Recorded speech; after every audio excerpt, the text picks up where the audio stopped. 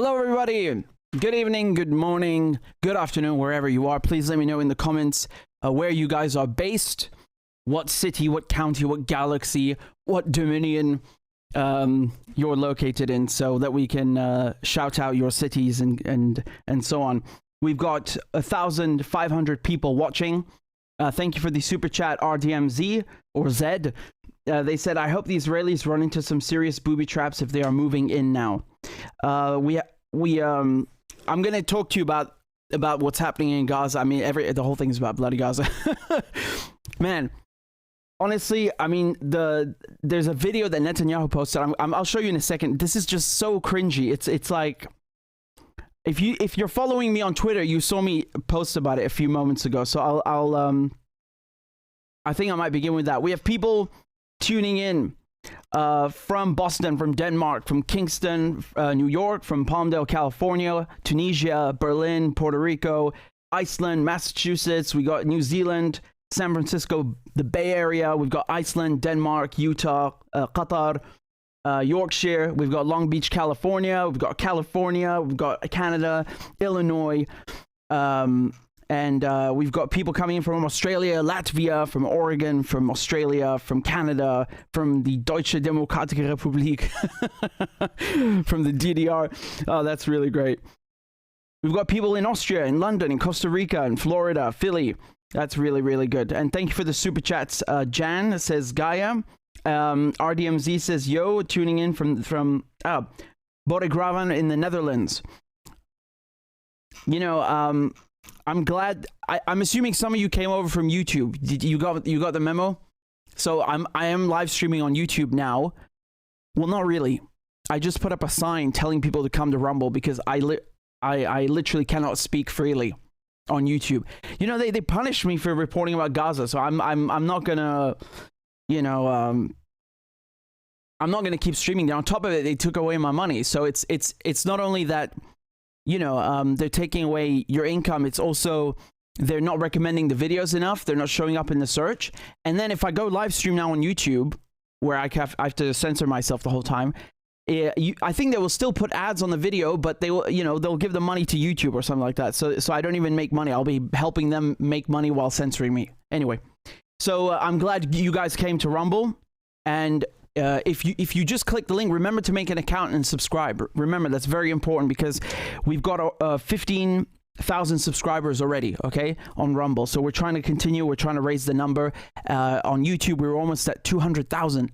Can you imagine? So, you know, I mean, we were always aware of these risks because, you know, we're in the West, so you can't open your mouth about Israel. That's how it is. But I'm sorry, you know, we're not going to sit here and lie just to avoid being banned on YouTube or some crap like that, or demonetized. Anyway, just remember to subscribe. And oh yeah, actually one more update before I get into it. You're going to love this.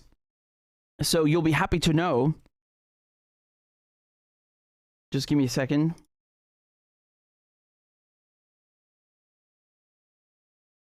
Right, so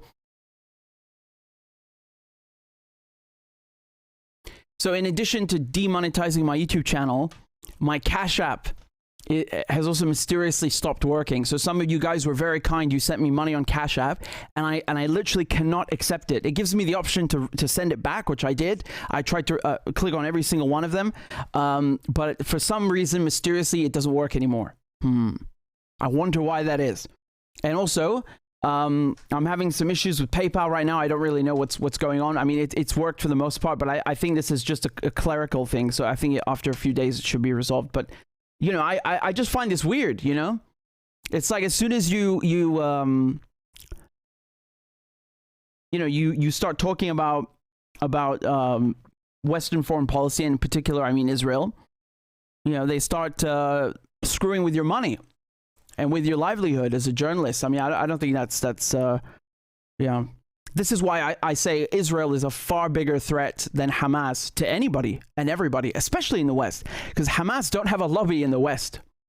Hamas don't go around telling YouTube, hey, you should take down that link, or telling Instagram, please remove this post, which we know for a fact that Israel does, right? It was, I think, Glenn Greenwald who reported about this. I think it was in the Intercept, right? So he was showing the relationship between Facebook, Instagram, which are owned by Zuckerberg, and Israel. You know, the Israelis, they just like send emails and say, we want this, like a shopping list. You know, just remove them. So Hamas don't do that. That's not a thing.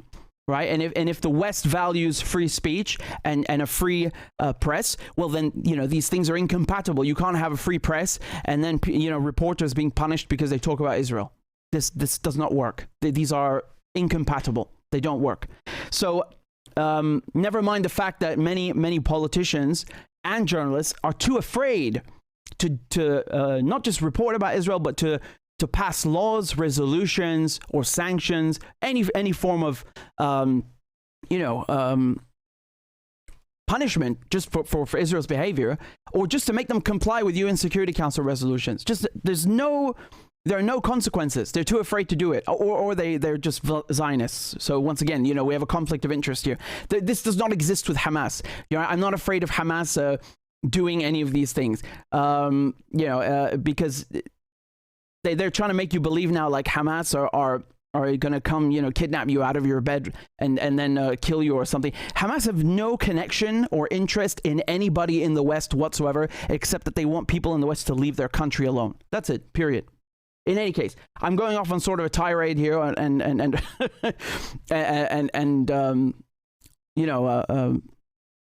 rant, but it does warrant repeating. And in any case, if you are able to support me now that YouTube demonetized me, please do so on Patreon. You can do so on Substack as well, and PayPal. Cash App doesn't work anymore. Neither does Venmo. And like I said, YouTube is, for the moment, not an option. And please remember to subscribe. That's very, very important. You subscribe on Rumble. Okay, let me fill you in on what's happening, because these figures are just astronomical. I mean, the last time I streamed, it was already bad. Now it's gotten even worse. Okay, so I'm going to give you a brief update on what's happening in Gaza, and then I'll go into detail on every single one of these things. So just give me a second here.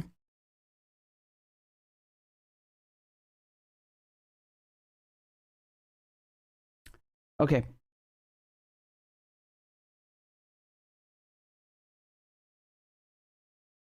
So guys, it is just after 1 a.m. in Gaza. It's now October 28th, 2023.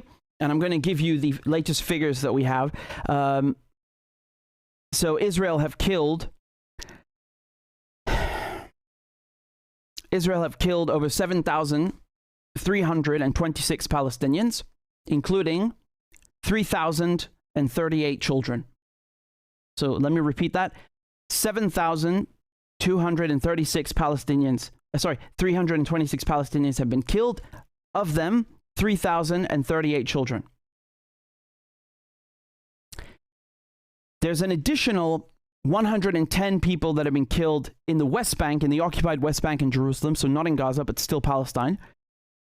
So that's 110 people, including 30 children, also killed by the Israelis. 45% of all homes in Gaza have now been destroyed. Not damaged, destroyed. Once again, I repeat, 45% of residential units in Gaza have been destroyed.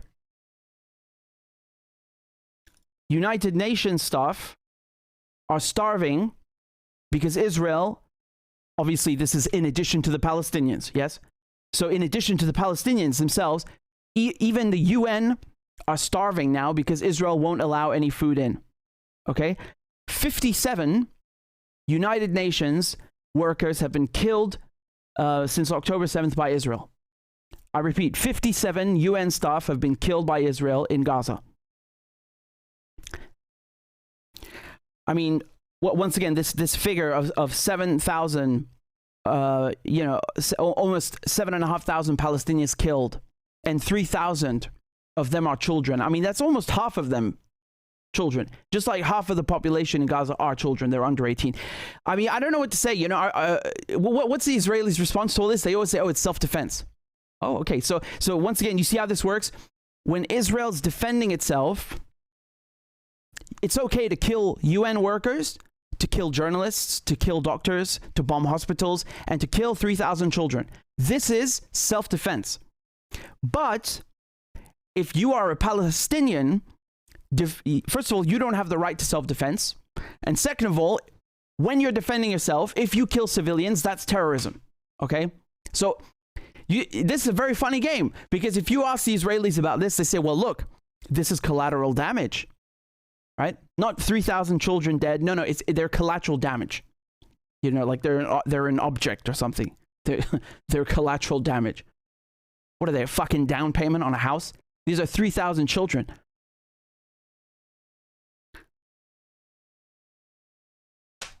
Do you think anyone at the BBC is going to tell the Israelis, well, on October 7th, when Hamas attacked Israel on October 7th, that was also collateral damage. That was collateral damage, because this has been going on for 75 years. You know, the world did not begin on October 7th, 2023. Palestinians did not just like wake up randomly on October 7th and decide to gun down people for no fucking reason. They did that because, number one, they have the legal right to do so under the Geneva Convention and the UN Charter. They have the right to resist. And they've been living under occupation for 75 years. 75 years. I think most Americans wouldn't tolerate 1 hour under occupation. 1 hour. 1 hour. But Palestinians should just shut up and tolerate 75 years. That's not how this works. And, you know, it's, to call the Israelis civilians is already a big mistake, because if you are an Israeli, you have to go and join the military. Male and female, you have to go and join the military. Now, whether more people today dodge the draft, this is another question. The law is that you have to join the military. So by default, every single Israeli is a trained killer by default. And even if they weren't, and I'm being very generous here, even if they weren't, as an Israeli settler, you can easily get a gun. As a matter of fact, there was a video, I forget if it was Ben Gvir or someone else from the Israeli cabinet who was handing out guns to settlers. This is from three days ago, right? Just handing them out. They were filming it like it's a press conference, like it's a grand event. Watch me as I give guns to all the Israelis. So you think a Palestinian can have a gun? No. That's called a terrorist, right? So as an Israeli, you can get a gun. The settlements, they call them kibbutz, have Israeli military bases, you know, in the vicinity, always. When you live in a cult, in a supremacy cult, where, you know, you call yourselves the chosen people, you can't walk around without having the Israeli army shadow you. What I'm saying is that every single time an Israeli so-called civilian is walking somewhere, the Israeli army will send soldiers to protect that person. That's why in Hebron, for example, even though you have a few hundred Israelis living there, whereas you have 200,000 Palestinians, the Israeli army maintain a presence to protect the chosen people from the Palestinians. Right? So you can walk around, you can shoot a Palestinian if you want, because you have easy access to guns. And if the Palestinians fight back, the army will come in, will step in and shoot them for you, help you shoot them. But apparently those are civilians. I mean, it's really funny. It's really funny.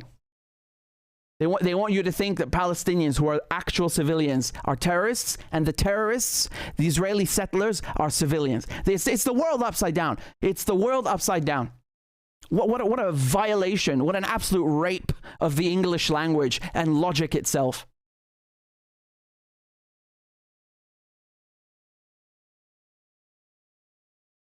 So let me show you what's going on at the UN. Right? Since I mentioned UN, there are several things about the UN that we should get into. I'll try and break them down for you, because they just had a very important vote. All right. So actually, no. I need to show you something before I continue.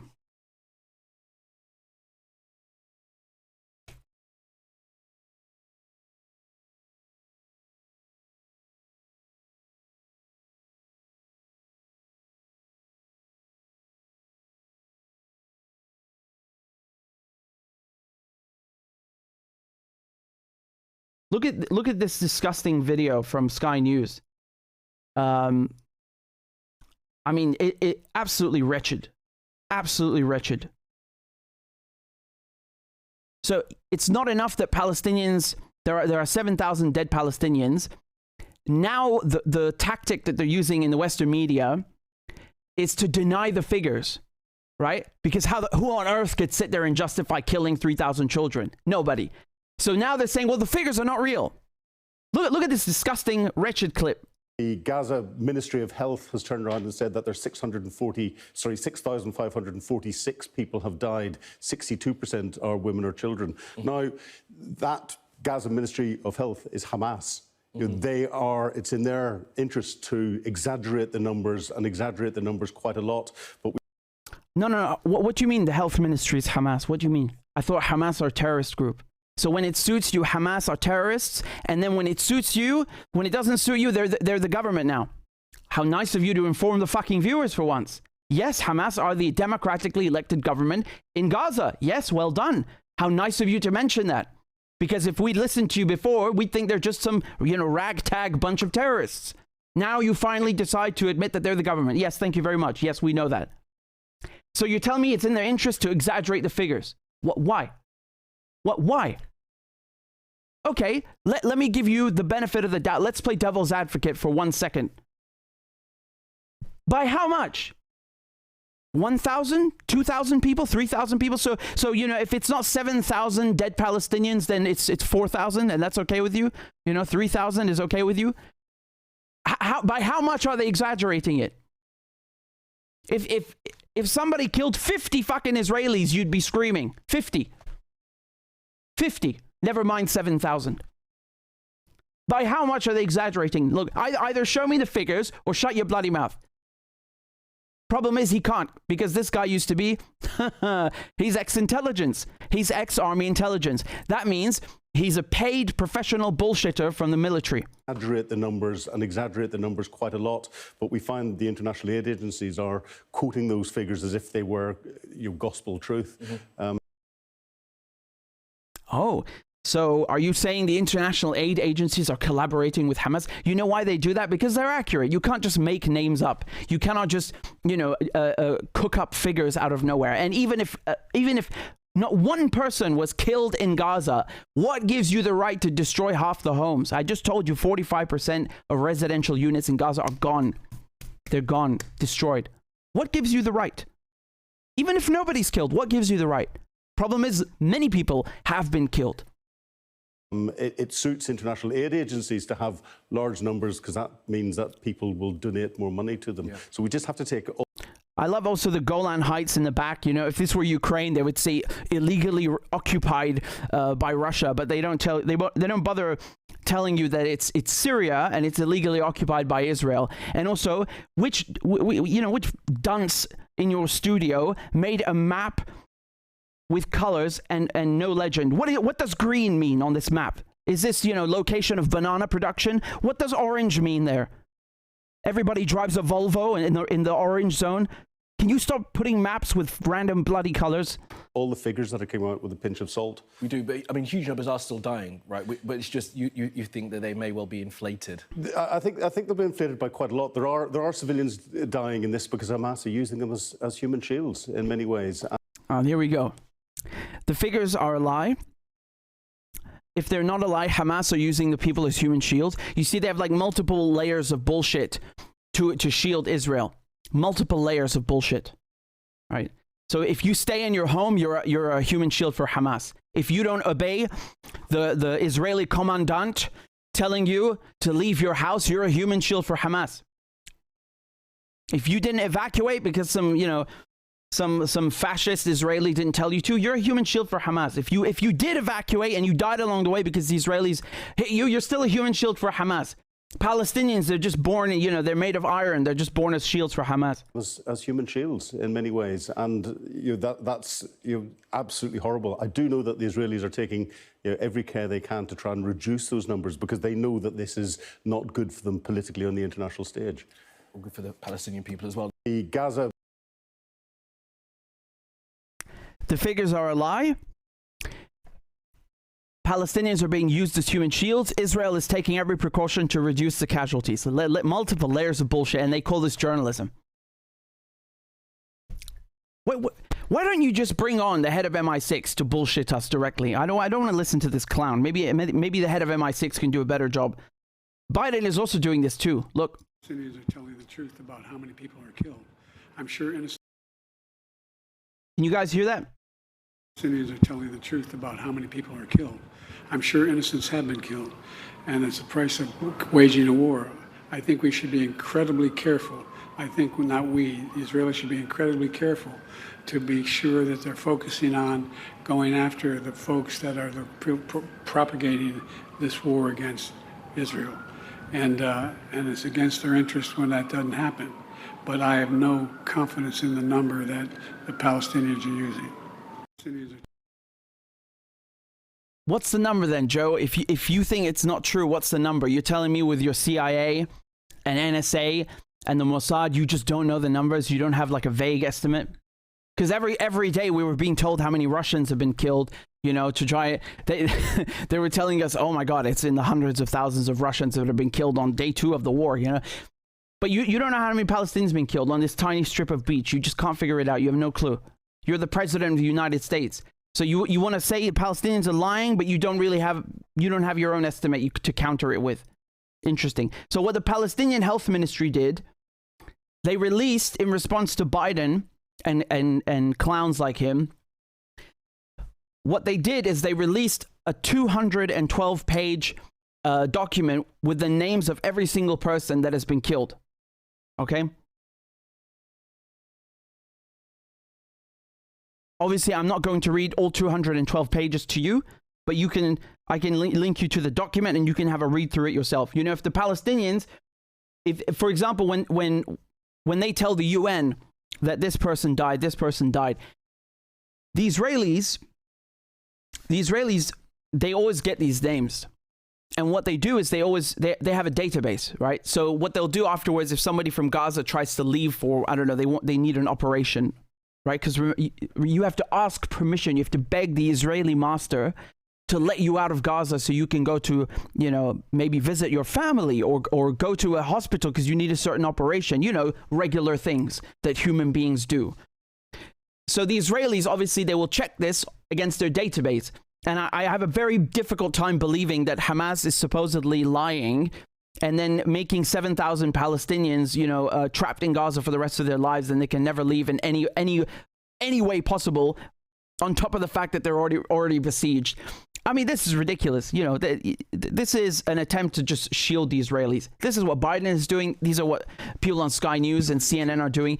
They are lying to protect the Israelis, because you cannot sit there and justify. It's funny, this graph was made 2 days ago and it's already outdated. Right? We made this 2 days ago. It's already outdated. It says 5,000. It's 7,300 now. On the bottom, so in the pie chart.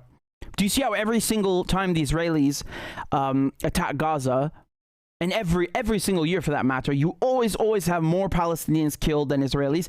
And if you look at 2014, for example, it says 88 Israelis killed.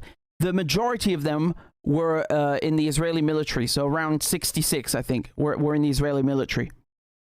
Whereas the 2,329 Palestinians killed in 2014, the majority of them were civilians, as usual. Right now, when we say that there have been 3,000 children killed out of 7,000, we don't even know who the other 4,000 are. Obviously, there's a lot of women in that figure, right? But the males, just because you're male does not mean that you are automatically Hamas among the dead.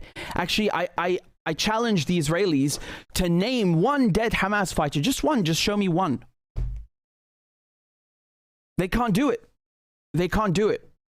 They're killing everybody. They're killing, as I said, UN workers, journalists, so doctors. You know, these people are all included in the dead. I mean, really, this is, and I want to show you something also with how the narrative, you know, how the Pentagon, when they talk about the casualties, how they do it. So this is John Kirby from you know, the White House spokesperson now, right? So he used to be Pentagon. So look what he said. Notice the difference in language. Before he says, when he's talking about Hamas attack on Israel, he says that, quote, these are human beings, they're family members, they are friends, they're loved ones. And then when he's talking about Israeli attacks on Gaza, he says, quote, this is war, it is combat, it is bloody, it is ugly, and it's going to be messy, and innocent civilians are going to be hurt going forward.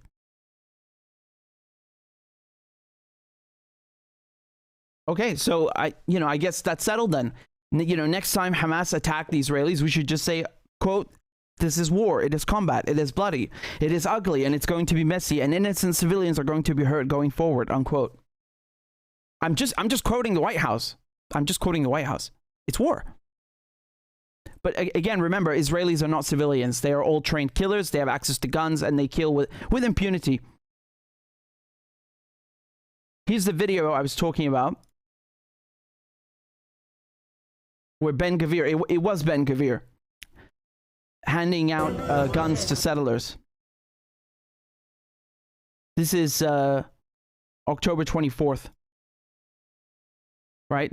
He's handing out guns to the so-called civilians, right? The Israeli civilians we keep hearing about, who have access to weapons and rifles. Yeah, they really look like civilians, man. I really believe that. They're not wearing a uniform, so that makes them civilians.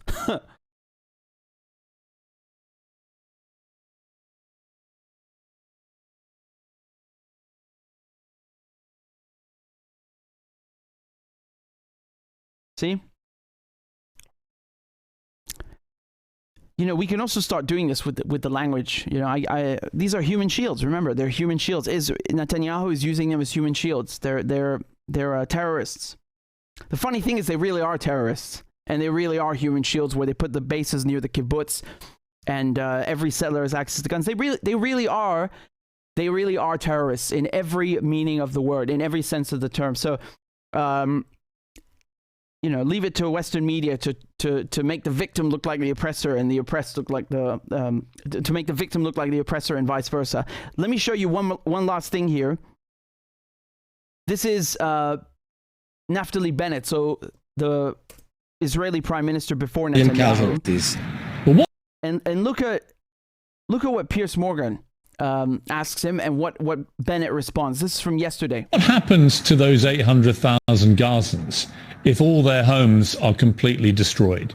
What do they come back to? Do they come back? If they can't come back, where do they go? Where do they live?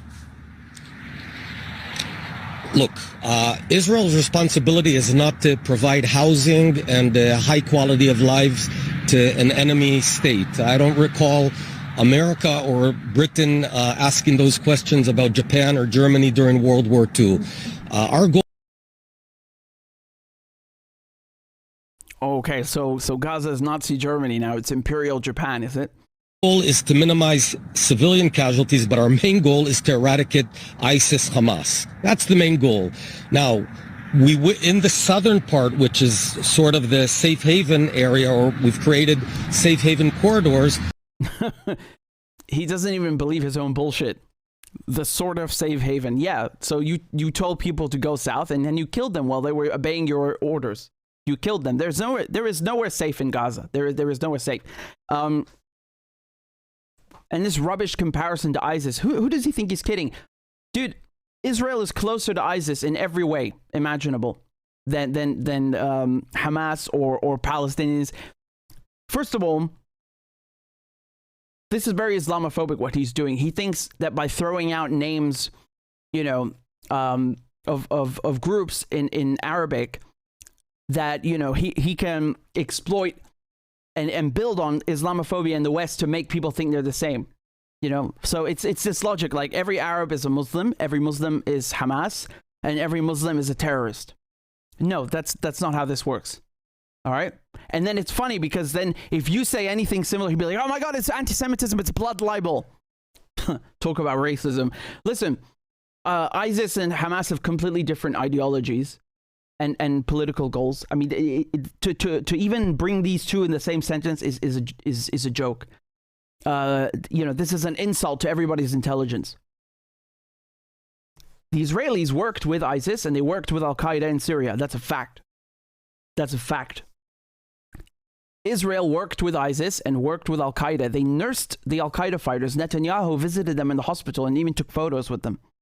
Right? So to come here and say, oh, Hamas or ISIS, just so you can, market that to a Western audience, go screw yourself. No one believes this rubbish. You are literally worse than ISIS. Israel is actually, ironically, it's like a European Jewish version of ISIS. And, the thing is that Zionists, so these European Jewish settlers that created Israel, they really are exactly like ISIS. They think that the land belongs to them, okay? They think that they are the true Semites, the true Jews, and they get to decide who is a Jew, who is a Semite, and they set the rules, basically. They get to attribute purity to those worthy enough. And if you stand in their way, they will kill you or torture you. And they are religious extremists. So every single thing that you could have in common with ISIS, Israel has it.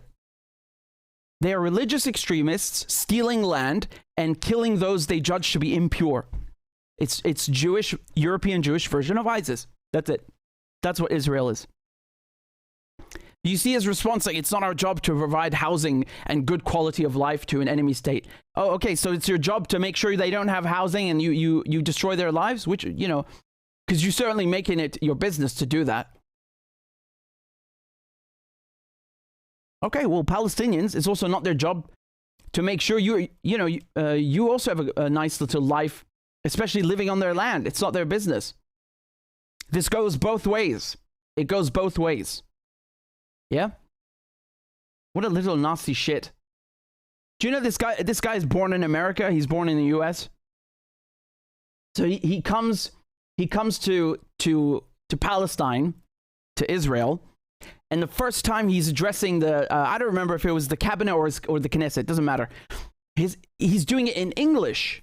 In English. Isn't that weird? Right? And just think about that. This is a guy born in the United States who becomes the prime minister of Israel and rules over millions of Palestinians. Who the fuck has to tolerate that? Do Americans accept a Palestinian coming and ruling over them? You can't even go to visit the fucking Statue of Liberty as a Palestinian. Never mind rule over the United States. So who is this little Nazi shit? Who is he?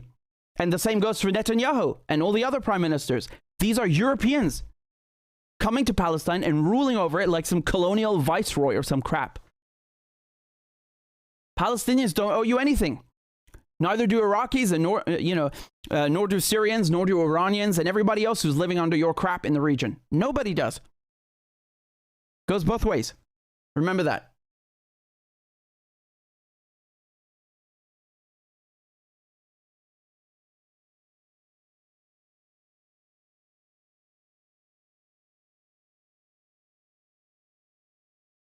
So let me show you. Let me show you what unfolded at the UN, because this was kind of funny.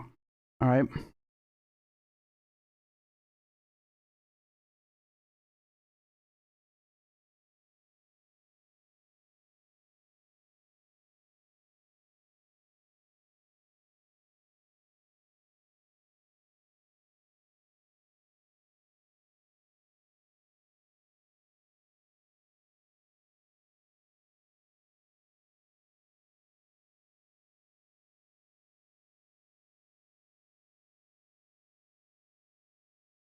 Okay.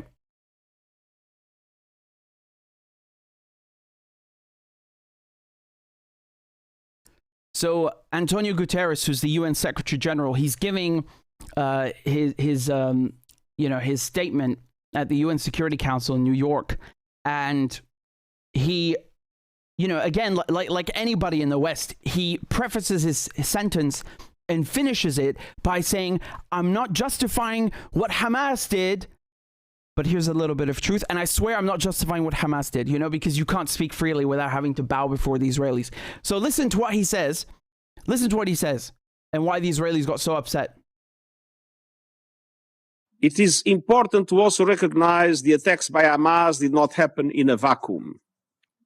The Palestinian people have been subjected to 56 years of suffocating occupation.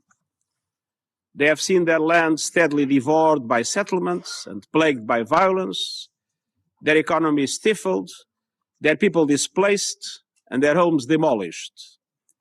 Their hopes for a political solution to their plight have been vanishing. But the grievances of the Palestinian people cannot justify the appalling attacks by Hamas, and those appalling attacks cannot justify the collective punishment of the Palestinian people. So that's all he said, and now the Israelis are calling him an anti-Semite and they want him to resign. This is a pure blood libel, and I think that the Secretary General must resign, because from now on, every day that he is here in this building, unless he apologizes immediately, today we called him to apologize, there's no justification to the existence of this building. This building was Why don't you bomb it? Go on, bomb it like you bomb everything else. Just fucking do it. Come on, bomb it. After all, you bombed the King David Hotel. You bombed the USS Liberty. You know, why don't you bomb the UN? You just killed 57 UN workers in Gaza. Go on, do it. was established to prevent atrocities. How can the Secretary General? How can you fucking stand there, mate? How can you stand there? With his words, justify in any way the terrible atrocities that happened to our civilians, innocent civilians. This is a pure... Number one, they're not civilians. You are not a civilian if you have guns and you are in the military as a reservist, active duty, not active. I don't give a shit. You're not a civilian, period. Doesn't matter what you're wearing. You're not a civilian. Number three, who the hell is Israel to ask anybody in the UN to resign? The fact Israel is even in the UN is something that defies words. Did he bother reading the UN Charter? I guess not. I'm sure he didn't bother reading it. It's very clear. Somebody invades your country, you can kick him out, period. So yeah, the UN does justify the existence of Hamas, whether you like it or not. It does.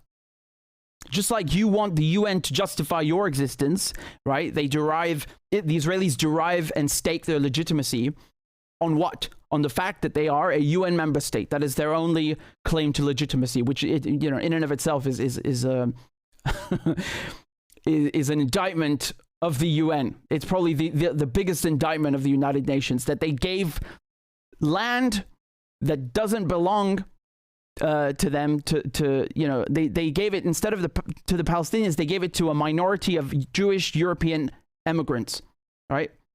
So here's the next day. This is Guterres responding.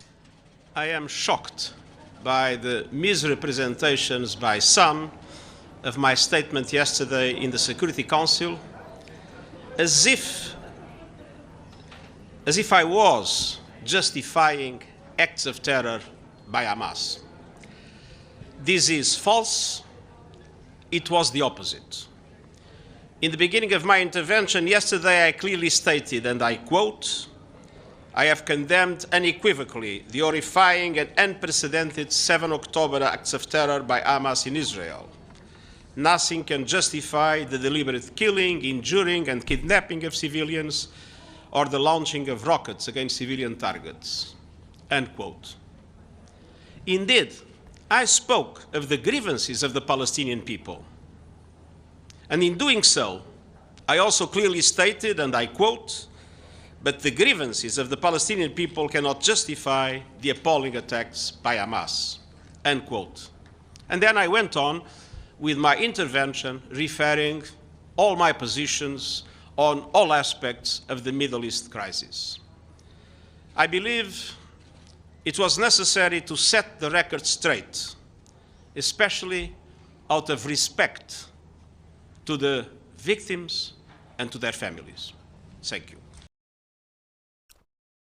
So this is how the Israelis work. They think that, if it's called attack is the best way of defense. They think that if they constantly, bully people and silence them, even the fucking Secretary General of the UN, that's the head of the United Nations, they think they can bully the head of the UN after they killed 57 of his workers.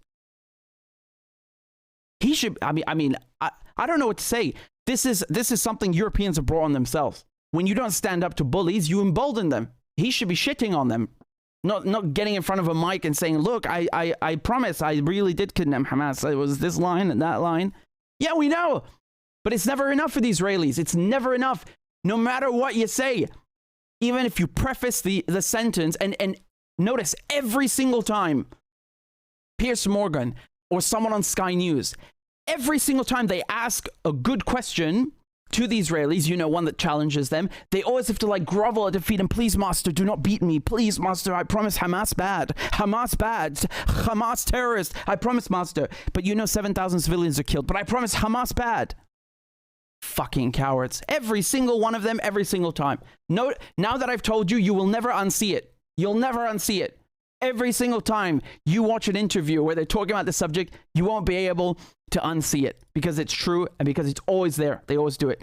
Also, I just wanted to laugh for a second and say this guy's a loser. I miss, you know, at least the old Israeli ambassador to the UN, his predecessor, was a bit funnier. This guy would literally come with a Bible to the UN.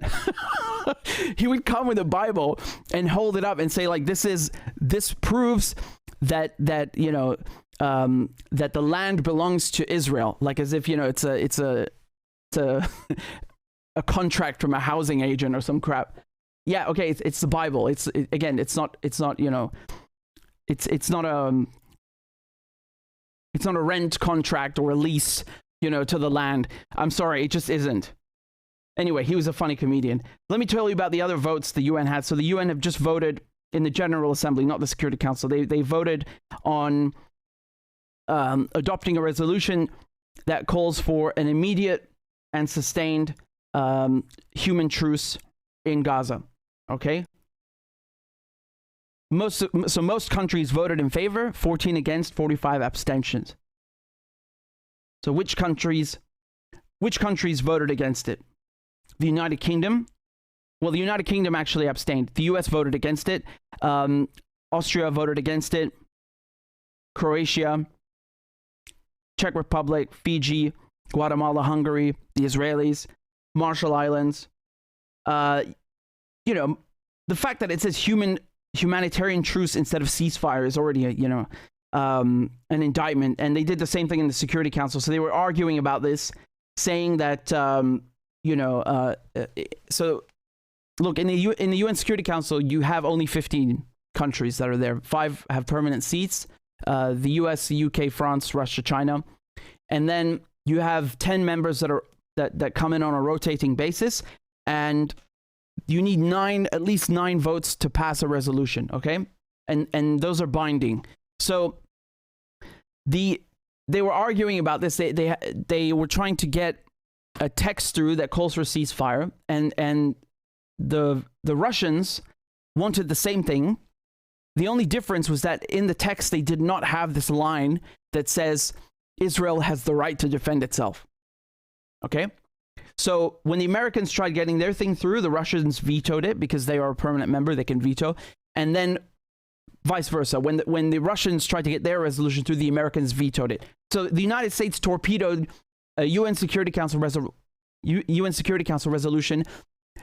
calling for a ceasefire just because it didn't have the line, Israel has the right to defend itself. Yeah, okay, well, even the Russians know what that means. It just means, you know, license to kill thousands of civilians. It has nothing to do with self-defense at all. Hamas's infrastructure is completely intact, and I'll come back to that in a moment. But they were also giving speeches at the UN, okay? And I want to show you 3 of them. Listen to what the Israeli bully had to say. Stand on the right side of history. Don't stand with the genocidal jihadists committed to your destruction. Following the horrors of the Holocaust, this institution was... Can you stop using the Holocaust for your political bullshit? Please? Stop milking it and abusing it. Following the horrors of the Holocaust, this institution was established to prevent atrocities from repeating themselves. Yet, in these very halls... Yeah, they also established crimes against humanity, and they established the 4th Geneva Convention, which you're violating every single day. So apparently you don't give a shit, do you? You know, after Nuremberg trials, they also said you cannot, they also set out rules like you cannot humiliate non-combatants. And I've seen many videos of Israelis, bringing in Palestinians, making them hold up Israeli flags, just humiliating them. And again, that's like on the less violent side of things. You know, obviously the main problem is not that they're making them hold Israeli flags; they're murdering them.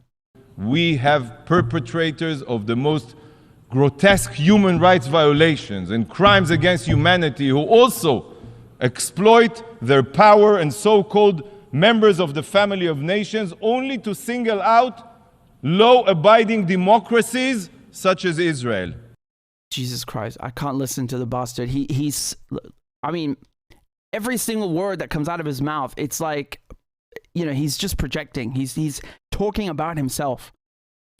Dude, this is yesterday. 3,000 children have been killed. Who are you addressing? Who are you addressing in this room? If this organization wants to maintain any shred of legitimacy, it is imperative that you, please, distinguished representatives, no longer play along with this farce of anti-Israel double standards. It's like it's not enough that they're getting away with it, with killing all these people. It's like they have to go and start, attacking the UN Secretary General, attacking everybody in the General Assembly, like a bloodhound, just attacking people. Let me show you what Jordan said. I don't have videos to show you. We respect the dead too much. We respect the pain of their families too much to show videos. But check out your mobiles. Thousands of videos depicting the abomination, the horror, the inhumanity to which thousands of Palestinians are being subjected and have been subjected. Israel is making Gaza a perpetual hell on earth. The trauma will haunt generations to come. And I'll show you Iran, what the Iranian foreign minister said. This is very important because it relates to what is happening outside of Palestine. Frankly, to the American statesmen who are now managing the genocide in Palestine, that we do not welcome to expansion of the war in the region. But I warn, if the genocide in Gaza continues, they will not be spared from this fire. It is our home, and West Asia is our region. We do not compromise with any party and any side, and we have no reservation when it comes to our home's security. The genocide in Gaza must stop immediately.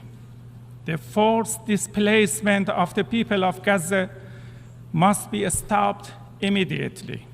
Today, Gaza is waiting for urgent and vital humanitarian aid. According to international law, the Palestinian Liberation Movement, Hamas, is fighting the occupation and has a legitimate right. Mr. President, according to our negotiations, Hamas is ready to release civilian prisoners. On the other hand, the world should support the release of 6,000 Palestinians held in Israeli prisons. So several important points there. He's saying, as you just heard, Hamas are ready to release the so-called civilian hostages they have. Not the, because remember they took 4 Israeli officers, among them a general. They're not exchanging any of those unless they're getting thousands of prisoners in return. This has happened before, by the way, right? And also, why shouldn't it? The Israelis are the ones keeping 2 million hostages in Gaza. The Israelis have kidnapped they have 10,000 Palestinians in prison right now. 1,100 of them don't even know why they're in prison. They haven't even been charged or convicted of a crime. with administrative detention, which I've talked about extensively and made millions of videos about because it's very important. But my point is that this is a gesture of goodwill. When you're saying, look, I'm ready to deal, I'm ready to negotiate, I'm ready to free hostages, and the Israelis are saying, screw you, we're just going to bomb you. Who is the violent one here? Who is the psycho here? It's the Israelis. The Israelis don't even care about hostages. They didn't even want to accept 2 hostages the other day. Do you remember that? Hamas said, we are ready to give you these 2 hostages just right now with no strings attached because, they're 2 old women. Just take them. And the Israelis said no. Okay, so the other thing he's doing, he's saying this is our region. Very important to remind the Israelis and the Americans where they are. Physically, literally, where they are. They're not at home. It's not your region. This is not your home turf. You're not fighting on your home turf. So when Iran is helping Yemen, Iran is helping Iraq, Iran is helping Lebanon, Syria, this is our region. This is our region. It's not your region. You don't call the shots here. You don't dictate the rules of engagement here. You can go home if you want. That would be best for everybody. And then he's also threatening the Americans. He is threatening the Americans, and he's saying, if you want to fuck around and manage this genocide in Gaza, then you're going to find out. You're not going to be spared. And that brings me to my next point.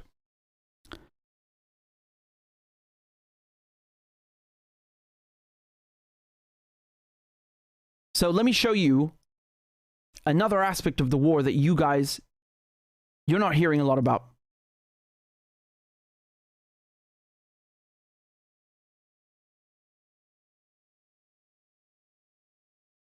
Okay, 1 second.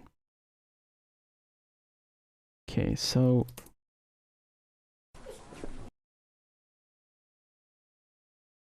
right.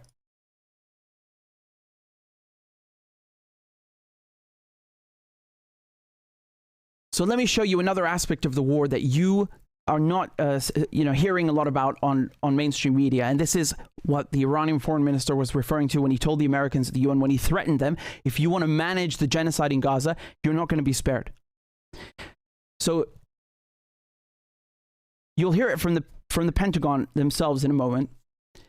The Americans and their bases in Iraq and Syria, which I'll remind you again, these are illegal bases. Nobody in Iraq and Syria asked for these bases.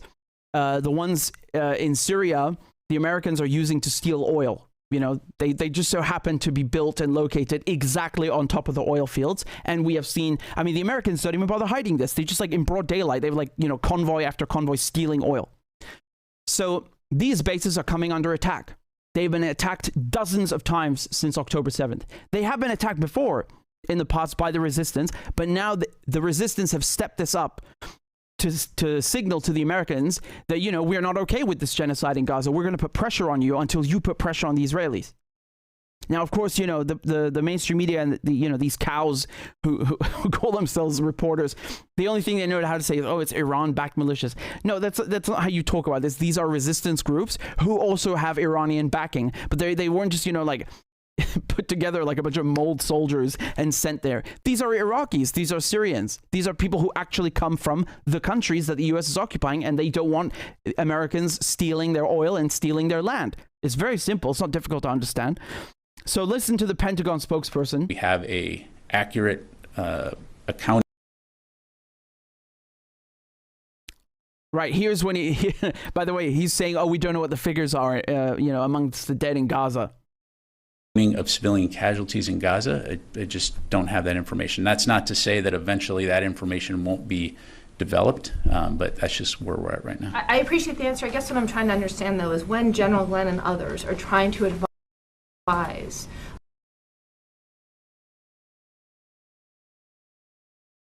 On your first question, I would tell you that between October 17 and 26, U.S. and coalition forces have been attacked at least 12 separate times in Iraq, 4 separate times in Syria, by a mix of one-way attack drones and rockets.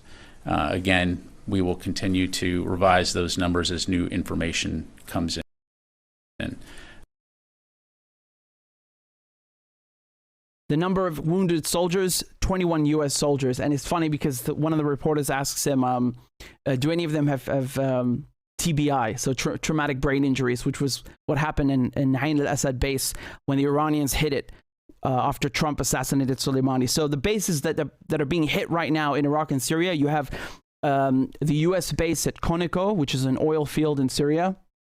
They've also been hitting Al-Shaddadi, which is another U.S. base. They've been hitting the American air base in Erbil, so that's in the Kurdish areas of Iraq. And then they've been hitting also Ain al-Assad, as I mentioned. That's another U.S. base in Iraq. I believe that just like the Israelis, the Americans are hiding and minimizing the number of casualties because it's embarrassing. Also, people would be wondering, well, why do we have bases there, right? Since this is not often talked about. The Israelis, meanwhile, again, when we say Israel and America, there's no point really differentiating. It's the same bloody thing. Just like with the UK, it's the same bloody thing. So the Israelis, though, the Israeli branch of the US empire, bombed Syria again. Now, you might be losing count, which I wouldn't blame you for. Just to explain, in Syria, you have two main airports. These are civilian international airports. You want to go to Syria, you have to fly through them. You have to go to either Aleppo, if you're going to Aleppo, and then sometimes the planes going to Damascus will also fly through Aleppo. So Aleppo's the largest city in Syria, but the capital is Damascus. And both of these airports have been hit by the Israelis multiple times in the last 2 weeks. As a matter of fact, Israel has bombed the Aleppo airport specifically 4 times in less than 2 weeks. And they just did it again before yesterday. Okay? The Americans bombed Syria less than 24 hours ago, and they say they bombed positions of the Iranian-backed militias. Once again, this is a bullshit term. This doesn't mean anything. They mean the resistance. So the groups that have been lobbing rockets and drones at the illegal U.S. bases, the U.S. responded. This is the first time they respond with airstrikes. As far as I know, there are no casualties. Neither the Americans nor the resistance have said that there are any casualties. Okay, I think it was more of a show of force. And you'll remember the first thing that Biden did when he became president is he did the same thing. He bombed the resistance inside Syria. So this was from the Associated Press. U.S. fighter jets strike Iran-linked sites in Syria. I don't know why they use these terms. I mean, it's like, we can also just start calling Israel an American-backed militia if you want. It's accurate anyway, right? Or we can start calling the U.S. government, we can just say the Biden regime if you want to start this. It's much easier and a correct and it's a more legitimate and a more correct use of the language to say American-backed militia than it is to say Iran-backed militia, and to say regime especially, because those words are just they're propaganda, and they've been using these for decades now. The Saddam regime, right? The Kim Jong-un regime, the this and that regime, the Gaddafi regime. Well, why isn't it a Rishi Sunak regime or a Joe Biden regime? Why not? There's certainly more characteristics of a dictatorship and a regime in America than there are anywhere else in the world. I can guarantee you that. So here they say U.S. fighter jets launched airstrikes on 2 locations in eastern Syria linked to the IRGC. And this is a good way to hide that these are resistance groups, because when you say resistance, this legitimizes the groups. And then people ask, well, what are they resisting? Oh, there are Americans who have invaded their country. Yes, that makes sense why they're resisting. And then they don't think about Iran. But if you want to make them into boogeymen, you want to vilify them, you want to make the resistance look illegitimate and sound like it's something foreign when it's actually the complete opposite. And you, the American troops, you are the invaders and foreigners, not the resistance. Then you do this. You use this kind of language where you say these are groups and locations linked to the IRGC. When there's not a single Iranian among their ranks. These are Syrians and Iraqis fighting in that. Just like in Hezbollah, you have Lebanese people that are fighting against Israeli and American occupation. And yes, they also have support from Iran. That doesn't make them Iranian. Because if it does, then, as I said, we can just say Israel, is the United States Marine Corps. I mean, So anyway, they say this was in retaliation for a slew of drone and missile attacks against U.S. bases and personnel. No, it wasn't. The ones retaliating are the resistance. You see how they reverse the order, and this is the same propaganda they've been doing with Israel. They speak about things as if, you know, history began on October 7th. Hamas attacked and Israel responded. Israel retaliated. The resistance in Iraq and Syria attacked the Americans, the poor Americans, and then the United States responded. The United States defended itself. Dude, when you invade somebody's country, you can't fucking defend yourself because you're the aggressor. Do you understand this? It's really not difficult. The same thing goes for the Israelis. These are settlers from Europe or from Iraq or Morocco. I don't care. They're not from Palestine. They are not from Palestine. They cannot talk about self-defense. You can't defend yourself when you attacked. Do you understand this? This is like, you know, can you imagine saying, like, you know, I don't know, Harry Kane defended it. What do you mean? He's a fucking striker. He's on the other side of the field. Do I have to explain this in football terms? Maybe it makes more sense. Maintain a delicate balance. No, there's no balance. There's no balance. What they need to understand is that if Israel, if they begin this ground invasion, and I know you guys, you're bursting at the seams. You're waiting for me to just get into this, but you need to understand the build-up. If there is a so-called ground invasion, and the Israelis have tried multiple times, Hezbollah will get involved, and these bases, the oil fields that are occupied by the Americans, these bases there will cease to exist. So you know, if they think these are rocket and drone attacks, I mean, they haven't seen anything. They haven't seen anything. Let me show you what our dear chief propagandist John Kirby decided to say. Now, we've also seen over the course of the last few days, actually the course of the last week, but certainly over the last couple of days of the weekend, an uptick in rocket and drone attacks by Iranian-backed proxy groups against military bases housing U.S. personnel in Iraq and Syria. And we're deeply concerned about the potential for any significant escalation of these attacks in the days ahead. I have a suggestion. You could just leave. You could just go home. Direction of President Biden, the Secretary of Defense has ordered the military to take steps to prepare for this, to ensure that we're postured appropriately, both in terms of being able to defend our forces and respond decisively as needed. So you understand now why they sent the aircraft carrier. The aircraft carrier, the USS Gerald Ford, you know, and the British aircraft carriers. Well, these were sent not to you know, posture, play the tough guy against Hamas. They were sent to do it against the resistance groups and Iran. That's who they're for. But, you know, I mean, I think it's a joke. Every time the Americans, they would fly a drone into Iranian airspace, the Iranians hacked them, they reverse engineered them, they shut them down. You remember also they captured some of the Americans who had gone into Iran's territory. And, you know, they filmed this humiliating footage. So my point is that I really, really have trouble believing that Iran gives a crap or is scared by any of this so-called posturing. It's pathetic. You have nuclear weapons. You have nuclear weapons. We have nuclear weapons in the UK. And these groups are humiliating the US troops. Hamas are humiliating the Israelis, and they did it on October 7th. Don't think we're forgetting about that. This is asymmetrical warfare, and I've always talked to you about this. You can defeat giant powers, especially it's not just about being well trained. There's a drive, there's a certain motivation when you are fighting on you know, your home turf, when it's on your land and it's your country. You can't replace that or buy it or train it into somebody, or you just can't. I know the Israelis, they want to believe, oh yeah, this is it's the promised land, and well, why were you running away then with your passports, your second, third, fourth passports at the airport on October 7th? You're not going to stay and fight? You're not ready for a fight if this is your land? Palestinians don't have anywhere to go because it's their land. They fight. You're not going to, you know, the Israelis think they can bomb Palestinians into fear and make them escape into Jordan or Egypt. It's not happening. It's not happening. So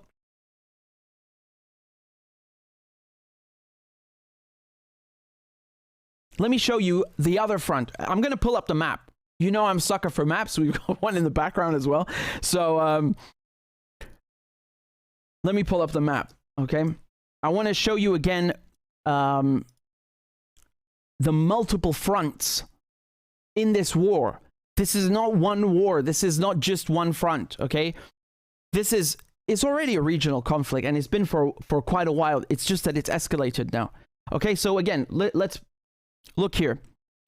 Gaza is down there. This is the Gaza Strip. Okay, tiny piece of land.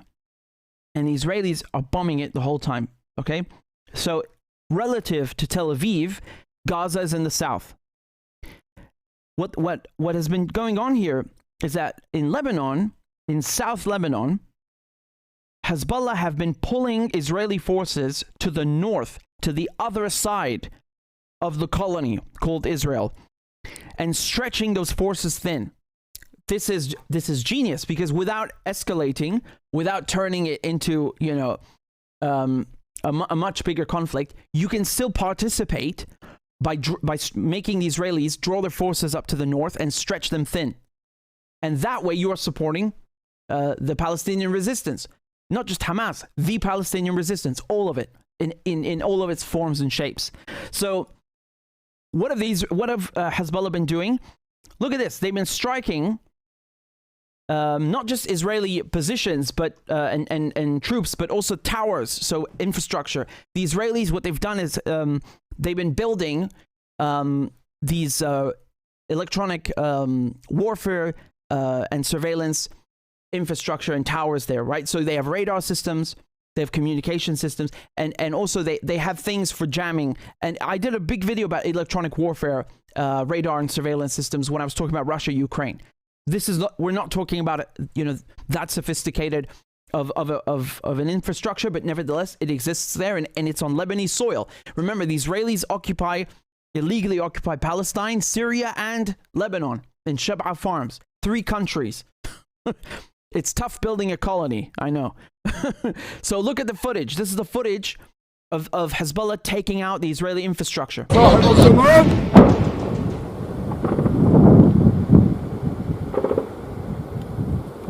You can hear the gunfire in the background.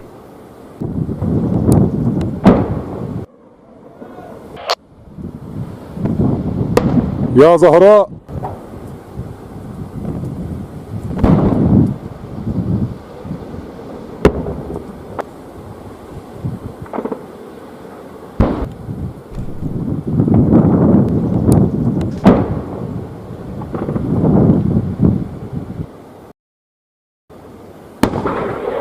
See, that one's already been burnt, the dish. Now they keep going, they're doing the top part of the tower.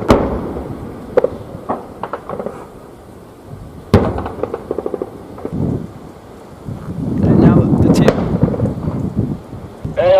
Do you see how targeted this is? These hits are extremely precise, right? And Hezbollah have not just been doing 1 or 2 towers. This has been going on daily.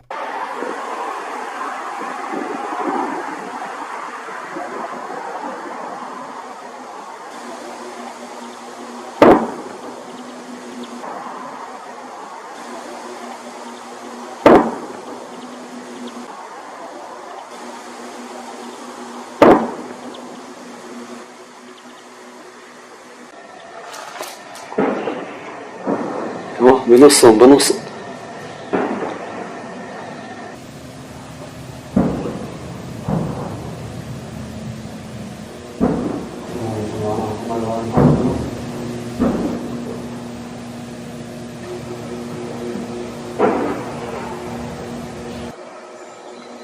اللهم صل على محمد وعلى محمد بنص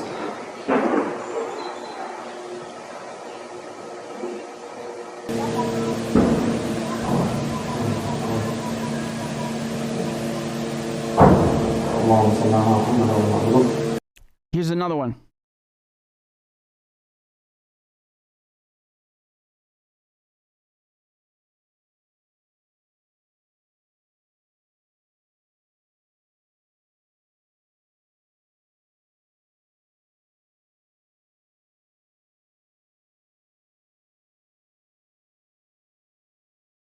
You see the radar dish there spinning?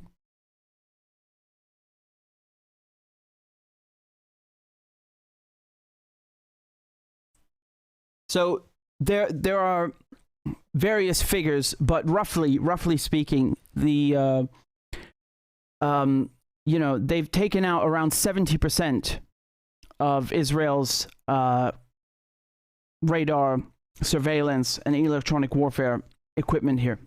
Around 70%. And once again, you know, even if the figure were less, it's besides the point. The objective here is to get the Israelis on edge, to make them nervous, to make them trigger happy. Well, not trigger happy. Let's say putting the finger on the trigger. they're already trigger happy, but they're paranoid. Their state of mind is an unhealthy one, and they're afraid of Hezbollah after 2006. They're especially afraid now after Hamas, because these things exposed huge vulnerabilities within the Israelis' military infrastructure and intelligence, right? So they are afraid Hezbollah is going to get involved in a bigger way. What Hezbollah is doing here is they're testing the water, okay? Nevertheless, just by doing that, just by virtue of testing the waters, you are, as Hezbollah, you're helping the Palestinian resistance, as I mentioned, by keeping the Israelis on edge and drawing their attention away, okay? It's like Sauron. You do something, you make the eye look elsewhere.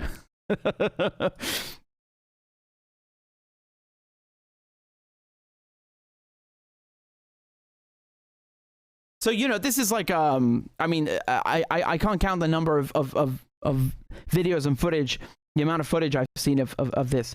Up until now, the Israelis have killed 44 Hezbollah fighters. They published a list of names and the photographs just before yesterday, okay? This is, once again, you see the difference is that when the Israelis or the Americans claim they killed an Iranian officer or Hezbollah fighter or something, you can't just randomly, believe them and take it at face value. Hezbollah, they call them martyrs, right? So they will proudly publish the list, publish the names, and publish the photographs. That's how you know that it's real. So 44 is a high number. If the Israelis have killed 44 Hezbollah fighters, Hezbollah's policy is an eye for an eye. The Israelis is give me your leg, tooth, liver, and your whole goddamn all of your limbs for an eye. But in any case, the Hezbollah made it very clear, especially after the Lebanese journalist was killed, the Reuters journalist Hassam Abdullah. They said everybody you kill, any Lebanese person, whether they're a journalist or they're in Hezbollah, it doesn't matter. We will respond in kind. Okay. So if they've killed 44 Hezbollah fighters, I cannot imagine that Hezbollah have just let that go without killing an equal, if not a greater amount of Israelis. And we haven't heard that from the Israelis. That means the Israelis are lying, and they're minimizing and hiding the numbers. Remember, the Israelis have a military censor. So this is a British law that they've kept, just like administrative detention. They use it to gag the media, okay? So if some Israeli paper like Haaretz or whatever wants to publish these figures, and they have them, they know what they are. It could be any story. It doesn't have to be just this. But let's say they want to publish them. The Israelis can just tell them, no, you're not allowed to print this, and they have to shut the hell up. So just keep that in mind, because it says a lot about how the war is going, what kind of press freedom you have amongst the Israelis, and the other front in this war that is not being talked about, because it's bad to talk about for the Americans and the Israelis. It makes them look weak. They look tough when they're killing 7,000 Palestinians who have no air defenses. But when they're being hit by rockets and drones in Syria and Iraq, and the Israelis are having their electronic infrastructure being taken down in Lebanon, that does not make them look tough, right? So they have to hide that. Another thing, there's an Israeli base in Eritrea that was hit yesterday as well. Okay, again, look at the map, how far away we're talking. Look at this. This was on an island, okay? I think it was Darhak.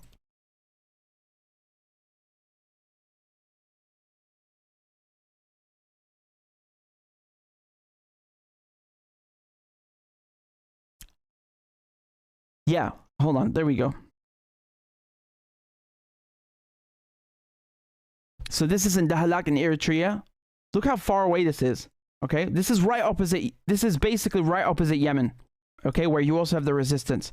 Yemen the other day fired several drones and rockets at the Israelis. Okay, all the way up here. I mean, that gives you an idea how sophisticated and advanced their equipment is, right? Because once again, These are Yemenis that have been fighting against the Saudi coalition, but they have been given not just political, but also military support by the Iranians. What happened is the Americans shot down these missiles. The Saudis also shot down these missiles because some of the equipment that the Americans have is stationed and based in Saudi Arabia. And Egypt also beefed up its defenses, which I mean, I find this despicable that Saudi Arabia and Egypt would work against Yemen and for America and Israel, basically, by doing this. You know, when Egyptians are, you know, beefing up their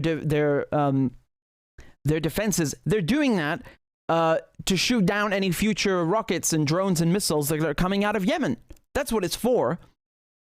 You know, the old Egypt, you know, 50 years ago, 60, 70 years ago, would never stand for this shit and would be helping the Palestinians now. But, you know, so again, look at what we're talking about, right? The halak is here. This is the island chain off the, so in the Red Sea, okay? And an Israeli base was hit there just last night. So you're seeing in Eritrea, in Yemen, in Lebanon, in Syria, in Iraq, American and Israeli interests being targeted in response to what is happening in Gaza.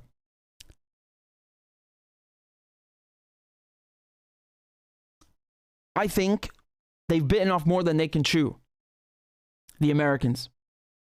They really don't understand what is coming for them. They don't understand what is going to happen if this goes on any further. And it's already gone too far, if you ask me. But again, you have to understand, you know, it's not like, you know, you can just decide to attack at a moment's notice without preparations. These things take a long time to prepare, okay?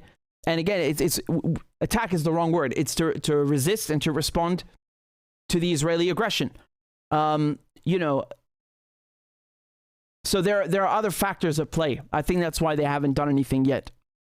Now, the point here I just wanted to make to you is that Israel is looking really tough, butchering civilians in Gaza, but they're actually suffering huge losses and being humiliated like the Americans on the other fronts in this war. And that's why you're not hearing about them in the news.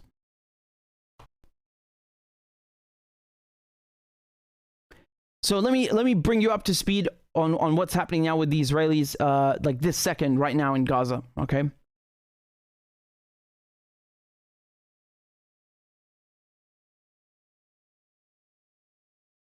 I see we've got 2,600 people watching, so thank you guys very much for tuning in. We have several super chats. I'm just going to read a couple of them and then continue. We have one here from Dean for Truth. Dean says Israel is officially defined as an occupation, and the people called settlers. I'd love to see the stats every year going back of every act against Palestinians in a comparison. Keep going, Habibna. Thank you very much. I appreciate it very much. And what you said is it's not just, you know, morally correct. It is linguistically and legally, you know, perfect, because a civilian is not, is not a settler. And a settler is not a civilian. These things are not comparable. You know, if we're going by the definition the Israelis want you to believe, well then, you know, everybody in occupied Palestine is a poor innocent settler. They're not. They're all trained killers. And yes, some of them dodge the draft. I don't care. The law, what the law says amongst Israelis, you have to do the military. If you're a man or a woman, doesn't matter. And the fact that they're handing out guns, you saw the video of Ben Gvir handing out the guns. Jesus, if somebody, look man, if I went there and I started handing out guns to Palestinians, they would say I'm a terrorist. By the way, I want to show you something. I want to show you something which is so, man, I'm glad you reminded me of this. I was watching something, this is from Channel 4, okay? Jesus. I mean, they interviewed an Israeli, and when you hear it, you guys are going to crack up, okay? When you hear it, but I promise to read some of your super chats first, okay? So I don't want to get carried away. Just give me a second. How do I find them? Because I know that, okay, I think I can see now. Steph21, thank you for the super chat. Steph says, during the Vietnam War, the United States called the Vietnamese the aggressors and claimed to be defending themselves on Vietnamese soil. empires see the world as belonging to them. Yeah, I looked at some of the New York Times articles. I went digging through their archive, and you can see, you know, every time the Vietnamese would do something, they say, oh, Viet Cong terror, Viet Cong terror. It's always terrorism for them, you know?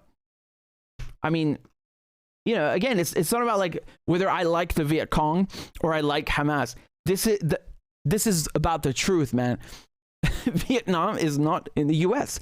Palestine is not a European colony. Okay, it's Palestine. So we have to call these things out. And that's very good of you to remind us of that. Rem USA says USA Rothschild Zionist controlled regime. I mean, you forgot to mention the UK, but yeah.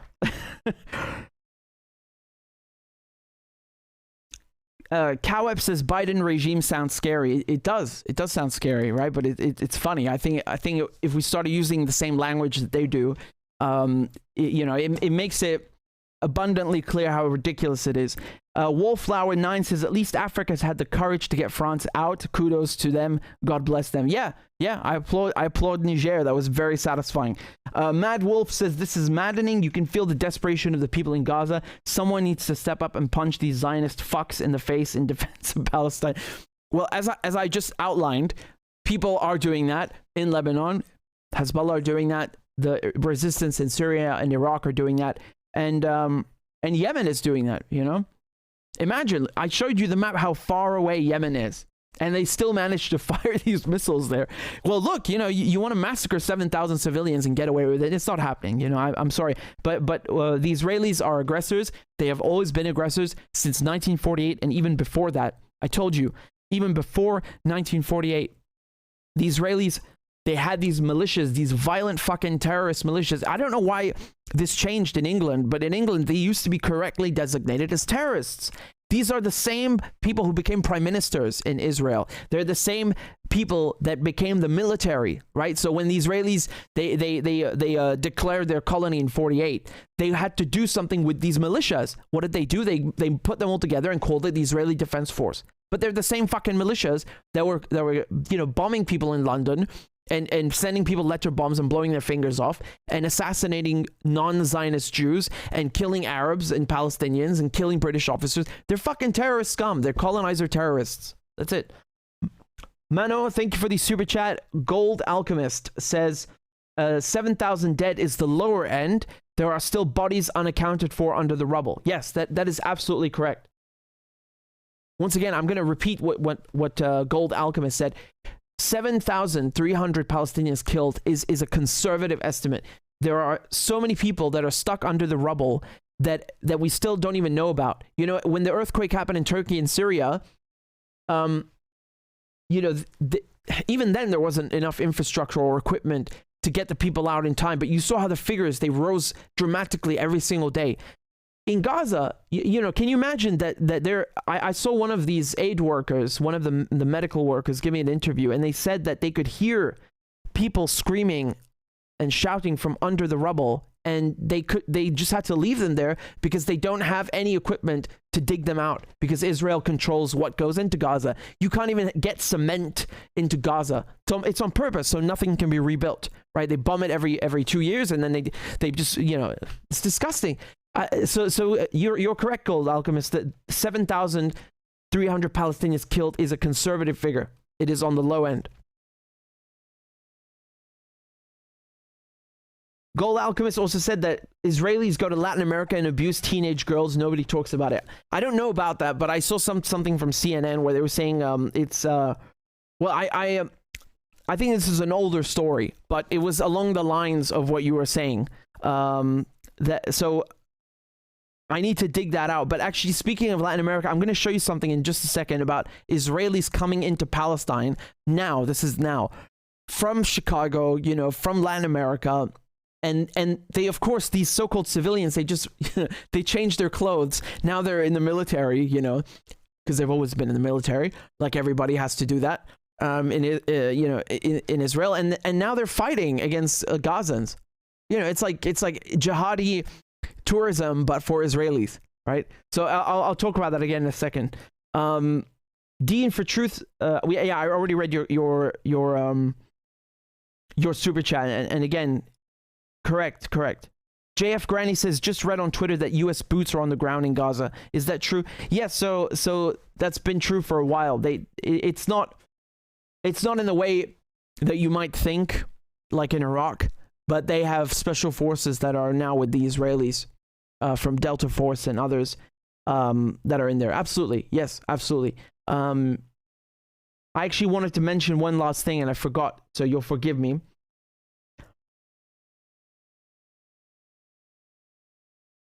Regarding the situation of the resistance fighting against the Israelis and the Americans have sent 900 troops now extra to the Middle East. So I'm not talking about to Palestine.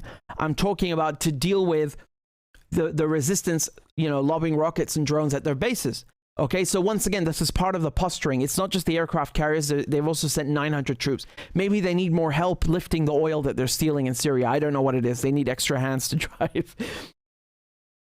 But it's not going to help them. It's not going to help them. Thank you for the super chat. Oliwa says, how can you keep watching the atrocities? I cry every day and all day. Keep safe, Richard. You're a target. Well, I don't know whether to take that as a compliment or not, but yeah, it's I mean, I don't know, it's tough. It's tough watching it, but it's much worse being there, I think what's really screwed up is that on YouTube, for example, I could never show you anything that's happening. And again, it's not like, yeah, I want to make the whole channel about showing you gory thing. No, of course not. But there are things that need to be shown, like as part of the reporting. So, if somebody is, there are these videos coming out of Gaza, you have to see them to know what's happening. And the way they dehumanize people in Gaza is they hide the videos from you under the guise or the pretext of saying, well, it's graphic, so you cannot show this. And if you do show it, it will be age restricted, and then that's a form of censorship because they make it so that you have to sign in and show your passport or your driver's license or whatever so that you can, verify your account. And then by the time you've done that, you don't even remember what the fucking video was that you want to watch. And when people come across it, if they come across it, they can't even watch it because they're not signed in. So it's a form of censorship. They know what they're doing. It's funny because I'm reporting about Israeli behavior. And it's like my reporting is the problem, but the Israeli behavior isn't. So they can kill people, but I can't show you the Israelis killing people. I mean, I don't know. This is... Anyway, I appreciate your support, Oliwa. And Pipette says, thanks for your insightful reporting. Thank you, Pipette. And Mano says, hi, Richard. Always a pleasure to see you. Likewise. And Tommy says, much love and keep up the good work. Well, you guys are very kind. Thank you so much for your kind words. And I appreciate you all sending these super chats on Rumble, especially after they demonetized the channel. So I'm still trying to deal with that. And they also took away the Cash App. For some reason, it doesn't work anymore. It's been working for ages, forever, and now it just doesn't work. I don't know. I find that shady. So we have a couple of super chats or donations on YouTube, on PayPal. Excuse me. This is from Graham. Graham says, "Thank you for your analysis and passionate opinion, spoken from the heart." Thank you, Graham. I appreciate your kind words. And we have another one from. This is from Marissa. Good to see you, Marissa. She says, living in the US feels like living in the Twilight Zone. As always, thanks for speaking out. Yes, well, it's the same in England and in France and Germany. If you're watching the media, it's going to be copy-paste the same crap. Hamas terrorists, Israel has the right to defend itself. It's like these bullshit catchphrases that are repeated every day. Yes, it is really Twilight Zone. It really is. Jenny, thank you for joining on Patreon. I appreciate that very much, and I will play a crab dance for you in just a moment. And thank you, Eddie, for actually raising and increasing their monthly contribution on Patreon. That's very much appreciated. I feel like Patreon is the last place or something or rather the crab dances are the last place we should be going now because everything's so sad. But we should honor the tradition. So I will be definitely playing them. And thank you, Roger, also for joining on Patreon. That's very kind of you guys. Again, now that Cash App doesn't work, YouTube doesn't work, PayPal, Rumble, and Patreon are the only ways you guys can support me now. There's also bank transfer. So if you guys want the details, just email me and I'll send you the bank details. My email is richiemedhurst@gmail.com. So again, these are the things. I'm just going to put them up on the screen. I wish I knew I wish I knew a way to support people in Gaza. The problem is that they've sanctioned off not just Syria, Iran, Palestine, but the whole Middle East, so that you can't do anything without being accused of terrorism. You sent somebody a toothbrush. Oh no. I'm not even joking about the toothpaste, because they call it dual use. So apparently you can make weapons out of toothpaste. I don't know. So it's sanctioned. And every time you guys, if you send me something on PayPal and you just write the word, you just type the word Palestine, they will pull it aside and inspect it like it's a truck or something. It's a fucking note. Like, how long do you need to inspect it? Why do you need to inspect it? If you write Israel, does anybody inspect that? Ridiculous, man. Really. Anyway, here's the crab dance. Thank you guys very much for supporting me. I appreciate it. Clap for that, you stupid bastard.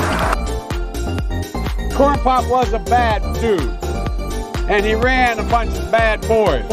Listen, fuckhead, you have fucking crossed the line, claiming I'm the enemy. You got that, you goddamn son of a bitch?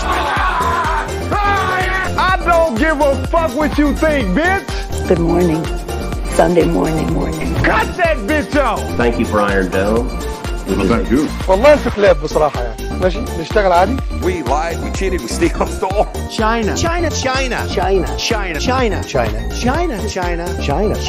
And you ain't black. There's always the macro. And then there's the micro.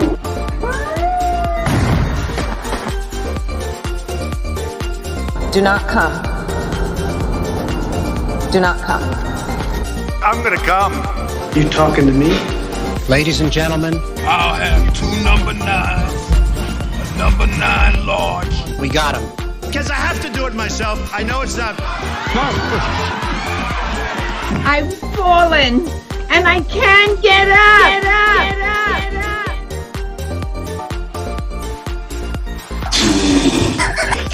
Oh! Disgusting! She was 12, I was 30, but anyway. We'll do it live! Fuck it! Do it live! I'll write it and we'll do it live! Why you text Sender? Why? You're getting nervous, man. Calm down. It's okay. Okay. Suck my dick and choke on it! I yield my time! Fuck you! Splendid.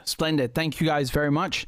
Once again, if you would like to support the show, Patreon is the best way to do that. There's PayPal and then there's Rumble. So that's very important to do that, because once again they took away my primary source of income. And remember just to subscribe, to hit subscribe, make an account on Rumble so we can increase the follower count and when I'm going live. Okay, what I'm doing now is when I go live, I start a stream on YouTube, and I also send you guys, of course, the usual email on Patreon and Substack.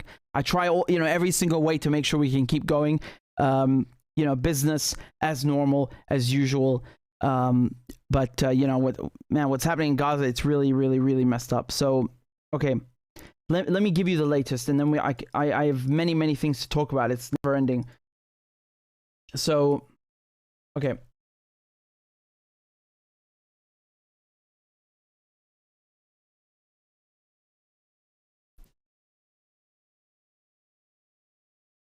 So the Israelis have cut off all the internet and telecommunication services in Gaza. They've implemented a total blackout. And, there are fears that they're going to start their so-called ground invasion now. The thing is that the Israelis already tried this twice already. Okay? They have tried to go into Gaza secretly the last a couple of days without announcing it. And they failed every time. Okay? And there's footage of them trying to go in. And they're getting hit by these anti-tank guided missiles, the ATGMs. And right now they're being hit by them too. So what they've done is they've cut off all the internet. I'm going to show you several things now. And they've also stepped up the bombing campaign. So right now, as I'm speaking to you, they're bombing Gaza. I mean, in an unprecedented fashion. This is the worst, heaviest bombardment since October 7th. Do you understand? It's that bad, which is really saying something, because they've already killed over 7,300 people. 3,000 of them are children. These are some of the images coming out of Gaza. Look at that. I mean, it's an inferno. It is an inferno. I really don't know what to call this, except to call this a Holocaust of the Palestinians. The Israelis are carrying out a genocide of Palestine. This is ethnic cleansing and genocide, make no mistake. And you know, when the Nazis did it to Jews and Roma and communists and Soviets in World War II, you know, back then, Austrians and French people and Germans, you know, they claimed that they didn't know. Well, now you know. You can see what's happening and you're doing nothing. You support it. Listen to Al Jazeera, to their correspondent. Tell you that we are now in hospital and we are going to be live by satellite as much as we can in every single hour. So please, guys, if you can hear us, send that message to the world that we are isolated now in Gaza. Again, guys, if you can hear us, we are isolated in the territory. We don't have any phone signals. We don't have any internet connections. We found a great difficulty even to communicate and contact with our relatives in different parts of the territory. Even we don't know what is the situation on the ground in different areas of the strip. We just only hear bombardment. We don't have any kind of access of communication to anyone. Everyone now is really terrified and afraid. Journalists here, even the citizens who are inside the hospital, they don't have any access to their networks. They don't have any kind of communication even with their neighbors. There is a great problem in the network. So do you understand what that means? That means people who are injured, who are wounded by Israel's bombs, cannot even call an ambulance. They can't even call their relatives. Nothing. You know, the only reason that some people have been able to get this news out is because they have, like a Turkish SIM card and they're roaming or something like that. Well, guess what? Most people in Palestine don't. They don't, especially in Gaza. Okay, so it's because of a few exceptions that we're able to even hear about this in the first place. So another strategy that the Israelis could be implementing is to cut off all the news from Gaza. You can see even Al Jazeera, which is a major news network, are unable and not, they're uncertain whether they're able to broadcast or not. By cutting off the internet and the phone lines and implementing this blackout, the Israelis can better control the narrative also, because there's further, there'll be even less news coming out of Gaza than before. Here's the Israeli spokesperson announcing that they're expanding their ground operations. This is from 2 hours ago. It seems to be happening now. We're going to go over to them and we're going to listen in. To the south. As to the north part of the strip, there were certain firing from Lebanon, and we responded to the origin and source of fire. We will continue to target the hideouts of infiltrators and saboteurs. Any threat to the state of Israel and any party behind will pay the price by his life. We are constantly and regularly evaluating the situation. This morning, the air defenses foiled an attempt of attack. Egypt and the United States will continue to cooperate in the protection. We reiterate that we will continue to fulfill our duty, and I request the citizens of Israel to listen to the instructions given by the home front. The enemy is still launching rockets. Once you receive instructions, please head to the shelters and bunkers. We received some reports that some citizens are not abiding by the instructions given by the home front. It is part of the mechanism of protection. Please heed the calls given by the home front, including the sirens. We have contacted the relatives of 310 victims from those killed and kidnapped. As we speak, our hearts go out to the captives. On this day, the evening, we are committed to our duties. We will bring all the captives home. Right, I think you get the idea. One of you said in the comments, this is from Lyndon BJ, says, why don't Israel man up and go into those fucking tunnels like real men instead of blowing apart unarmed civilians. Yes, I often ponder and contemplate this question myself. Why don't they?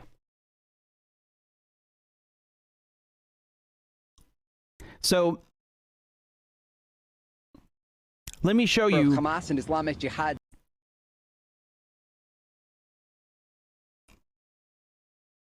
Let me show you some of the images as well.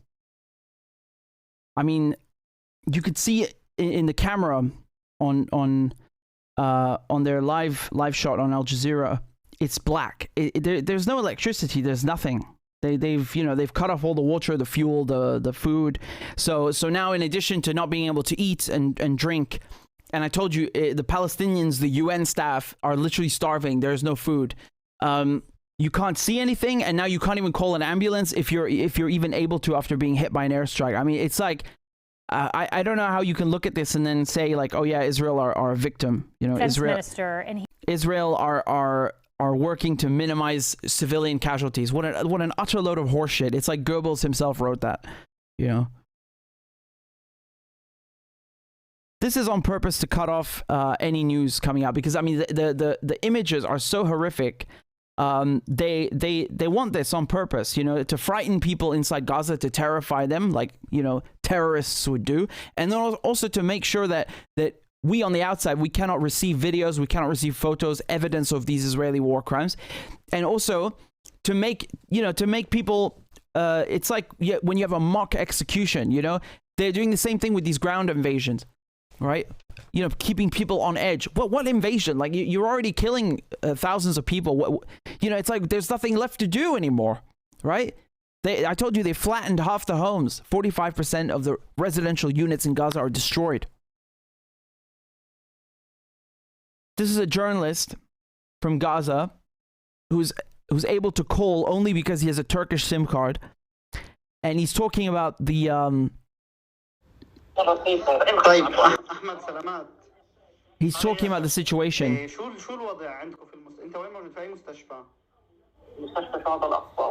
Yeah, so he's asking him, how's the situation? You know, what is going on? What hospital you're in? So he says, we're in Al-Aqsa Martyrs Hospital. We have no idea what's happening. There's no connection. There's no Wi-Fi, no reporters. We are cut off from everything. People cannot call ambulances or the civil defense. We are being bombed in an unprecedented manner. The sky around us just lights up with explosions, and no one knows what's going on. You can't reach anyone, even if they're only 500 meters away. Ambulances and medics are begging reporters to let them know which streets are getting bombarded just so they can go and rescue the victims. But the reporters themselves don't even know where anything is happening because of the connection being cut. We are trying to report the news, but we have no idea what's happening. Again, chaos. You know, I'm at a loss for words. To you, it's not a... I'm at a loss for words. The Israelis are really true bastards. I mean, like of the highest order, you know. Or should we should say the lowest order. No, but seriously, this is like, it was already bad enough, and now it's the worst bombardment yet. How much? I mean, you look at this and you wonder like how much worse can it get, and the Israelis come up with new creative ways to actually make it worse. I don't know. This is sickening. Look at these videos. This is happening now. This is happening now as I'm speaking to you. They're doing this to people in Gaza. My God, look at that.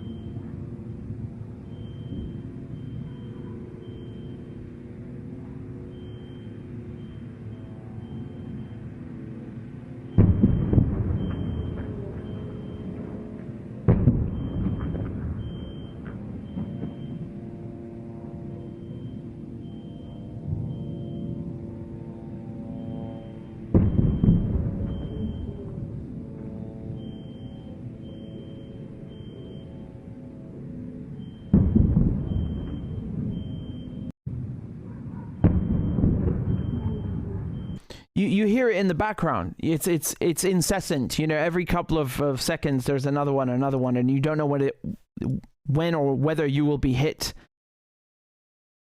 Here there are more of these videos, but I think you get the idea. The thing is that we don't know how much is actually happening because as they implied, nobody can get any information out. So you see that the form of control is total. You can't eat, you can't drink water, you can't have medicine, you can't leave, you can't escape, you can't even live, you can't even breathe. We're going to kill you. You can't speak to your relatives. Well, no wonder people resist. I mean, I don't know. I think you would all agree with me that if you were living in Gaza and you had to live with this, Israeli occupation, you would also find a way, whatever that way may be, whatever that fashion or manner may be, to resist the Israelis. This is just a natural human response. You cannot accept to be humiliated by these bullies, calling themselves the chosen people, like some, insane cult. Again, the Israelis are not even actually following the Bible that you and I know. They are followers of the Talmud, which is completely different. And this is not me saying that. This is, Ronen Bergman, who's a very famous Israeli journalist, who outlines this in his book. This is the mentality that guides Netanyahu and all the other Israeli prime ministers. They don't care about the Bible. They just use that as, to wave it in Europeans' face because people don't know the truth. They're followers of the Talmud, which is a completely different book, a different ideology, a different mentality. And Zionism itself is not even a religion; it's a political ideology. So this is nobody owes Israel a damn thing. On the contrary, we owe the Palestinians our attention and care and efforts and energy to help them, because this is being done in our name. Right? These are American and British and European countries that are supplying Israel, that are giving Israel political cover at the United Nations, at the Security Council, at the General Assembly, at the European Union, that are giving Israel cover in the media, that are shielding Israel from criticism. Who the fuck wants to live with that? It's like, it's not, obviously the siege on Gaza is a million times worse, but they have also besieged Europe. You can't even criticize the Israelis. Look at me. They took away my job, my primary source of income, and I'm a journalist. They're trying to censor me. It stopped me from working and reporting on their crimes. And there are people who've lost their jobs in academia, because they talk about Israel and Zionism. We don't owe them anything. These people are killing Palestinians and messing with our politics and our, any semblance. If you think, I don't necessarily agree that there really is anything, any true free speech in the West, but any semblance of it is certainly being destroyed by the Israelis. This is the same tactic they've been using before. If you don't like the war in Iraq, you're a terrorist, you're a Saddam supporter or Saddam apologist, and then Assad apologist. They always have these bullshit terms. And now it's the same thing. You don't want people in Gaza being ripped to shreds. Oh, you're a Hamas sympathizer. Eat shit. You should be ashamed to say you support Israel. This is shameful. It's shameful now, and it'll be even worse in the history books. Jesus, I don't know how people are gonna think of this generation, of us. They're gonna read this shit and be like, "What is wrong with you? You didn't do anything. You just let it happen." Let me show you one of these so-called civilians, right, defending themselves from the Palestinian terrorists. Look at this report from Channel 4, where they're interviewing an American Israeli who is flown all the way in from Chicago just to kill Palestinians. What a brave man. He is so brave, right? He's ready to go and fight against children. Again, half the people in Gaza are under 18, so I'm not really sure what kind of tough guy this guy thinks he is, but here, look at this. Kilometer of the Gaza border. Israel's reservists are ready to go into Gaza the moment they get the order. After hearing about the Hamas attack on October the 7th, Major Schrager Stern jumped on a plane from Chicago in order to fight. Getting there into every single rocket, finding every single terrorist, detonating every single bomb and booby trap, and getting those terrorist murderers out of their tunnels. That's my main objective, and that will get done. And the cost to the Israeli army? Apparently there's a bloody war ahead of us. But as Israelis and as Jewish people, We have no other choice. But such an... I thought you came in from Chicago. Which one is it? Are you an Israeli or an American? You know, this guy he leaves his home in America, goes to his home in occupied Palestine so he can kill people in Gaza. Meanwhile, people in Gaza can't even fucking leave anywhere. They're stuck. They're stuck in a strip of beach. And this guy flies in like some jihadists. I mean, look, if somebody, if you or I, and especially if somebody who's Muslim wanted to go now, or somebody who's Arab wanted to go and help the Palestinians resist against the Israelis, you would be arrested at the airport and put in prison instantly. You would be called a terrorist, and you would be barred from ever getting on a plane in the first place. But you can just casually fly from Chicago and fucking murder civilians in Gaza, and then you get interviewed by Channel 4 like you're some fucking Rambo tough guy. Wow. An escalation would have implications for the whole region.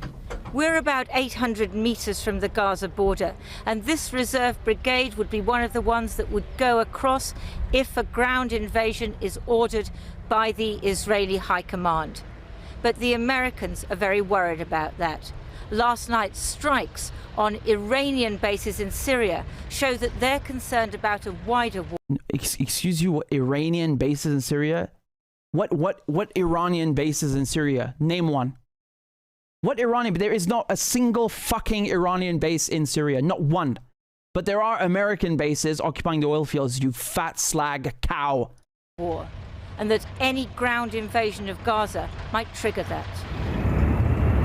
The Pentagon says US forces in northeast Syria and in Iraq, tasked with suppressing the Islamic State, have been attacked by Iranian-backed militia more than a dozen times in the last 3 weeks, and 21 service personnel have been injured, hence last night's F-16 attacks on Iranian assets. Last Thursday, the USS Carney in the Red Sea intercepted 4 cruise missiles and 15 drones fired towards Israel by the Iranian-backed Houthis in Yemen. Yesterday, the Israelis held tank drills near the Lebanese border. They've been exchanging fire daily with Hezbollah, which is also backed by Iran. Constant propaganda every second, backed by Iran, backed by Iran. So what? What's wrong with being backed by Iran? Are these resistance groups? Yes, they are. Are Hezbollah members from Lebanon? Is it based in Lebanon? Does it fight against Israelis that invade Lebanon? Yes, then it's a Lebanese group. Period. These tanks that you're talking about, the ones in front of your bloody face that you went all the way to cover, who do you think paid for them? Who paid for these tanks? Who paid for these tanks? Who built these tanks? Where did they come from? It says Merkava. Who paid for them? Who pays for the Israelis? Gives them $3 billion a year? Is it the United States? Why don't you call them an American militia then? Huh? Use your same bloody standards for everybody. Why are you talking to me about Iran? What does Iran have to do with this? Revolting, man. They call this reporting. She puts on a fancy vest that says press, and then goes and stands amongst these Israelis and acts like she's doing challenging journalism. You are so boring. You could have stayed in London and said the same bullshit. You are so boring. I understand why she's standing among the Israelis. If she crossed the fence, they might kill her like all the other journalists, but she's not going to tell you that. Look at this flight full of Israelis flying in and celebrating. These people are flying in with the sole purpose of killing Palestinians, And again, it's funny because if you ask them, they'll say, oh, we are defending Israel against Hamas and Hezbollah. Yeah, well, Palestinians defending their land from you, motherfucker. You obviously have freedom of movement. You can fly and go wherever you want. Palestinians can't. Why do you insist on going and occupying their land? Why? Just stay where you actually come from, because you don't come from Palestine. You're not Palestinian. You don't look Palestinian. We have no shortage of Muslims and Christians and Jews. You're a European. Stay in Europe. You're from Latin America. Stay in Latin America. Wherever you come from, stay there. Don't come and start murdering people. Europeans and Americans, they like to vilify refugees, like actual real refugees, just for being refugees. But then they send these motherfuckers who have weapons and tanks and rockets and drones and give them billions of dollars to kill Palestinians. Jesus Christ. Talk about double standards. היי, אני מאיה, זה יובל, אנחנו ממייסדים מחזירים הביתה. אנחנו כרגע על טיסה בדרך מפרו לישראל, בדרך אליכם להגיע למלחמה. אוהבים אתכם, עם ישראל חי!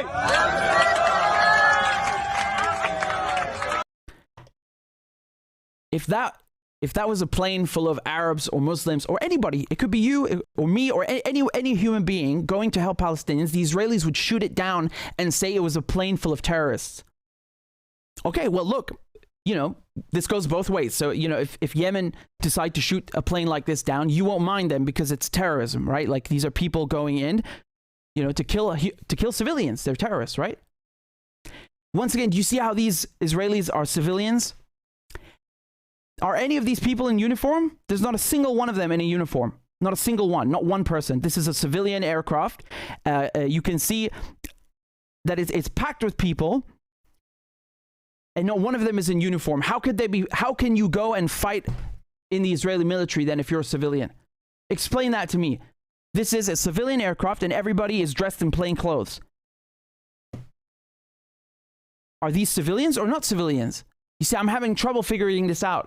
Either these people are not civilians and then they are legitimate targets, or these people are bullshitters. And I mean, this is clearly not a fake video, so I think it's the former that applies. These people are in the military, and they are valid, legitimate military targets. They are not civilians. You cannot be a civilian if you are in the Israeli military. And every fucking Israeli has to go to the Israeli military. This is mandatory. It's the law. Man and woman, every single one. And you're going to tell me they're not legitimate targets? That killing them is killing civilians? Excuse me, who killed 7,000 people and 3,000 children now? Who did that? That's not Israel? Because Palestinians are real civilians. You know why? Because they don't even have an army. They don't carry weapons. They're not allowed to have weapons because you murder them. You control their food and water. Never mind guns. What guns? What guns? Hamas, for all intents and purposes, is the army in Gaza. It's just the regular army because there is a democratically elected government. It's run by the Hamas political wing and the Izzuddin Qassam brigades. These are simply the armed wing and therefore the military. That's it. Who are these guys? Who are they?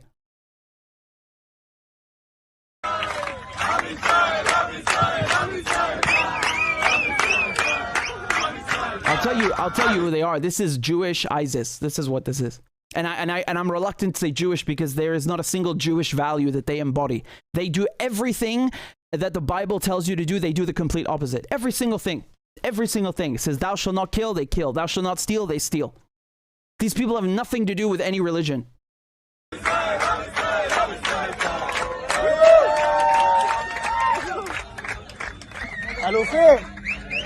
The Israeli airline, El Al, they have been so overbooked by Israelis coming in to fight, right? Like, once again, like this jihadi tourism. They have been letting people sit on the floor of the flights, which, as you know, is forbidden, and it's a flight risk. You're not allowed to just sit on the floor. It's not a bus. But nevertheless, they've been violating the the safety and health regulations of every airline on the planet and every airspace on the planet by letting people sit on the floor. Now, again, these people that are flying in were not there when the Hamas attack happened, because when those who were there started running away, and these people would run away too, and they are going to run away. If they walk 1 meter into Gaza, they'll see what's been prepared for them. Jesus Christ. I mean, you really have to understand, this is not this is not, you know, an army or something. This is a colony. This is a colony. These are religious extremists. Do you understand? There's no difference between these people and seeing crusaders coming into Palestine or seeing Daesh, ISIS. They are the exact same brand of people. They are sent by Europe. They come from Europe. They take the land in Palestine. They claim the land as being theirs originally. They kill people that they judge to be impure. They get to decide who is really Christian and who is really Muslim and who is really Jewish, and murder everybody who stands in their way. They are exactly the same shit. Exactly the same. There's no difference. You try flying in and see what treatment you get. You try flying in to help the Palestinians. You can't even send food and medicine. People have tried to come by boat. because the airport in Gaza was destroyed 1 year into operation. It was already destroyed by the Israelis. People could not even bring food into Gaza by boat because of the blockade. But you want to come kill Palestinians? You're welcome. You're welcome. Please come. Again, I'm really confused because we keep hearing Israel is the land of the chosen people and all this nonsense, but these people are not there. They're coming from somewhere else. So obviously they have other places to, they have other homes, right? Don't you think that's a bit selfish that you insist on occupying somebody else's land even though you have two homes? Isn't that selfish?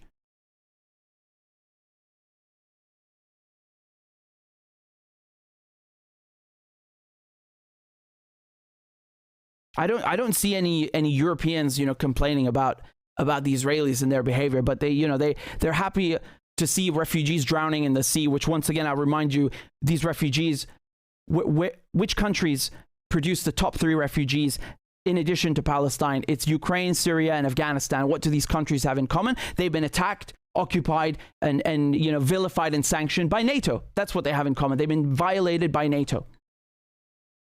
NATO, Israel, the United States, Britain, these are all the same thing. They are the same actors, the same banks, the same arms manufacturers, and the same politicians working in these circles. It's the same people. They're European colonizers.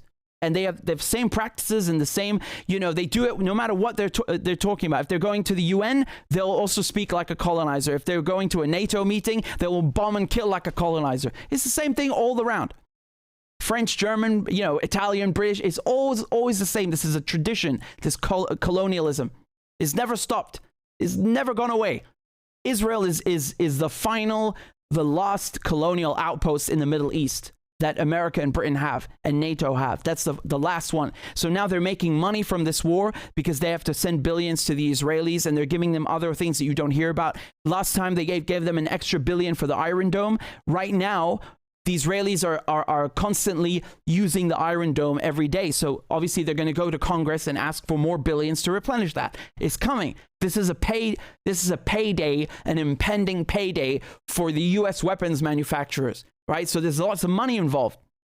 There's lots of media money involved in advertising because of they love wars in the media, right? So, they're happy to jump from Ukraine to this one, and nobody's talking about Ukraine anymore because there's a lot of money involved, and most important of all, you're driving a wedge between the Arab world. You look at the map and you understand this immediately. Israel is right in the middle. They put it right in the middle of the Arab world. Okay, so all the way from Oman to Morocco, look, all the way here in Oman to Morocco, right, bang in the middle. They put this European colony called Israel so that it's constantly, it's occupying Syria, occupying Lebanon, occupying the Gaza Strip and the West Bank and Jerusalem, occupying Egypt for a while, at war with Iraq, at war with Egypt, at war with Jordan, at war with Syria, at war with Lebanon, war with Palestine, causing a shitstorm, getting Sudan to normalize via threats of, remaining on the U.S. terror list, getting Morocco to normalize. And remember, this is against the wishes of the people, but then causing infighting between the Arabs because, most of them don't want to normalize, and some of them are doing it anyway, and the others are doing it under the table, like Saudi Arabia. Giant shitstorm.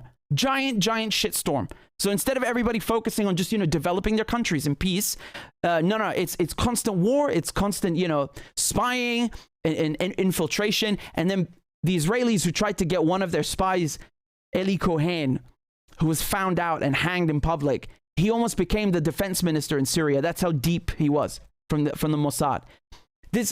Because of that, you make Syria and other countries targeted by Israel become more authoritarian. They have to.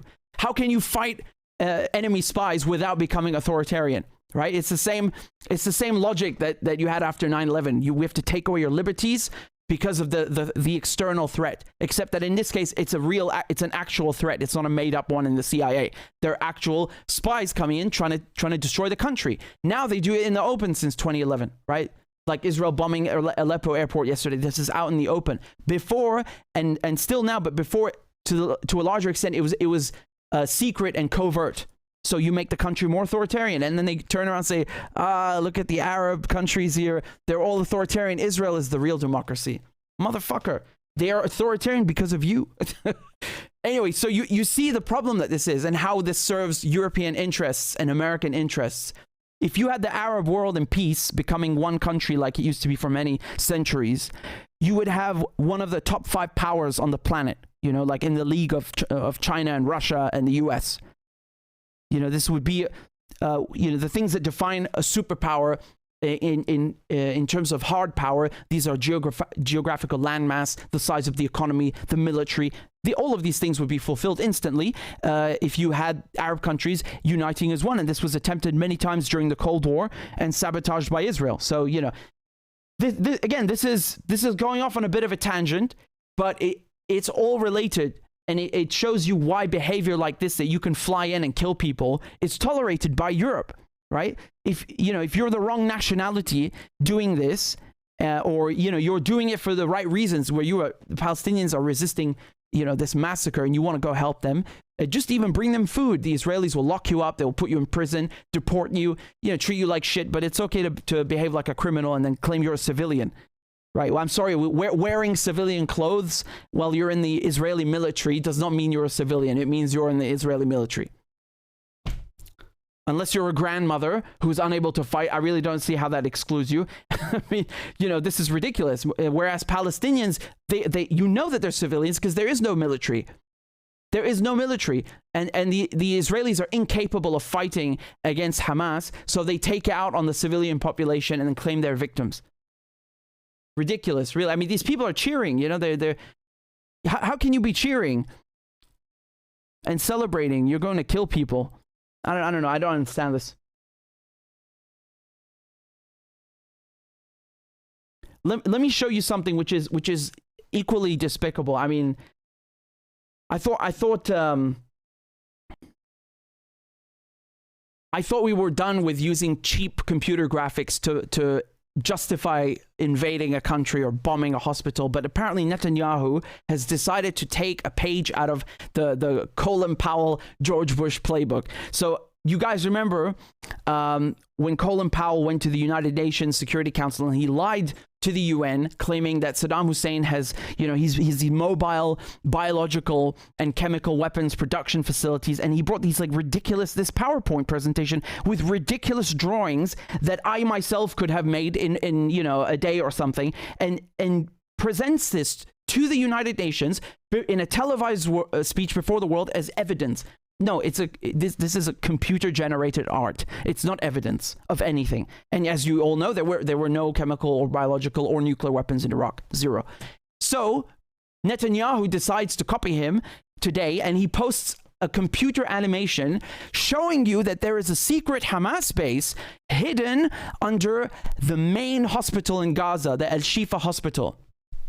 Shall I show you this brilliant work of art?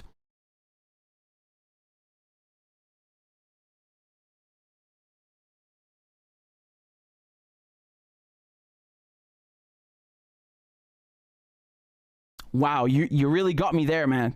They have a meeting room downstairs with like a Saudi flag on the wall, you know. Actually, it's not a Saudi flag, it's their logo, but it looks similar. Anyway, what is this supposed to prove?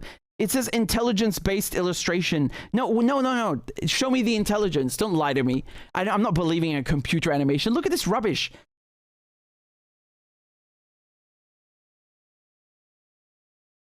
Absolute rubbish. What is that, a kitchen in the top left? And they have a gun room over here on down there. What does this prove? How do you know that it's there? This is just an excuse to bomb the hospital. The Israelis, what they did in 2014, excuse me, I'm losing count of their bombings. This is 2021. They bombed the road that you need to drive on, that ambulances and doctors and medics need to use to get sick people to the bloody hospital. This one. They bombed the road. They destroyed it. You can't drive on it. Now, it's been fixed since then, but I imagine it's been destroyed again in the last days. So, again, look, I'll just keep the rest of the video going. Just look how ridiculous this is.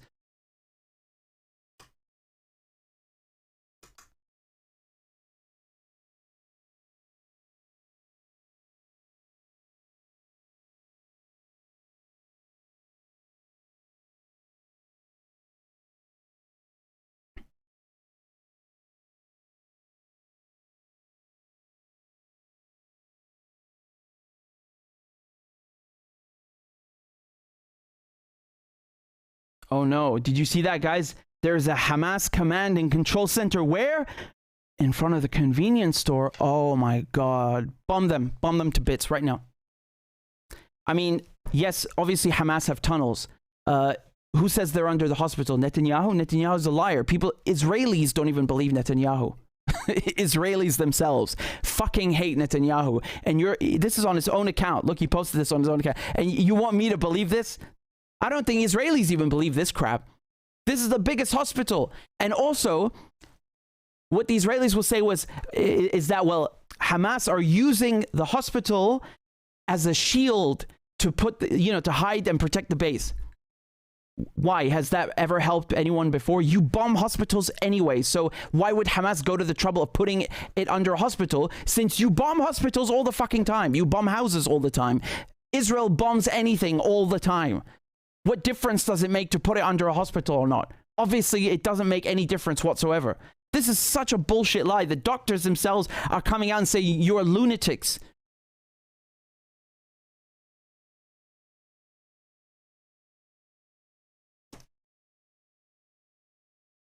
I just want to show you this harassment also of one of the doctors from London. So look at the contrast. Israelis are flying in, openly saying we are going to kill, Palestinians. But a doctor from London who went to help in this hospital, the police in London are harassing him at his fucking home because he went to help people being killed and maimed by Israel. I mean, Jesus Christ. I want to ask you finally about something that you tweeted today. You said, Dr. Abu Sitter, that police turned up at your family home in London, where your wife is, where your 3 boys are. Why? I don't know. I think it's a kind of brutish attempt at harassment and silencing. I remain committed to speaking out on behalf of my patients, on behalf of the wounded here, on behalf of these families that are being destroyed. There are 50 families who've been wiped out of the civil register, which means that the grandparents, the parents, and the grandchildren were all killed. The children that I treat. All of this means that it is my duty as a doctor to advocate for my patients and their families, and it's my duty to bear witness to the kind of carnage that's being committed against them so that it would stop. And this kind of police tactics, I mean, and as if my wife did not have enough to worry about, that she had to endure this today. And it is now been taken up by the lawyers. By your lawyers? Yes. Well, I mean, I need to find out why someone thought it would be a good idea for them to show up at my house, and ask my wife which part of the hospital I'm in, and why did I go, and who paid for my ticket, and which charity do I work for. At this time, at these difficult times, my family is seeing this bombing unfold, knowing very well that I'm in the midst of it. And so to have them harassed in this way is really just bizarre. I'm speechless. I really, doctors take an oath to help anybody. Obviously, censorship. To help anybody in distress. And they're going and harassing his family. What needs explaining here? It's a fucking doctor. I tried to tone down the cussing. They make it very, very difficult. The Israelis are really the most immoral, European colonizers in history. And that's really saying something about European colonizers. That's really saying something, So again, this guy, this wanker here from Chicago can go in and, put on body armor pretending, I'm ready to go into Gaza. We'll see about that. But, a British doctor from London is not allowed to go to the main hospital in Gaza and rescue victims of NATO-Israel bombs. He gets questioned by the police. I wonder if Chicago police are going to go to this guy's house and ask him, why did you go to Palestine? Why did you go and take up your role again in the Jerusalem Wolves as a major and openly talk on Channel 4 on camera about killing Palestinians, calling them terrorists? These are war crimes. No one in Hamas is being killed right now. Hamas's infrastructure is completely intact. I need you to understand this. Right now, Hamas are firing short-range rockets, long-range rockets. Just today, they fired a rocket at Tel Aviv. It hit and wounded 3. So it wounded 3 people. It hit an apartment building. I'll show you in a second. Iron Dome couldn't get it. This is today. As you can see, the Israelis' bombing of Gaza is really crippling Hamas infrastructure. Really. The organization is gone. All the tunnels are intact. The hostages, 50 of them have been killed by the Israelis, but the rest of them are still in captivity.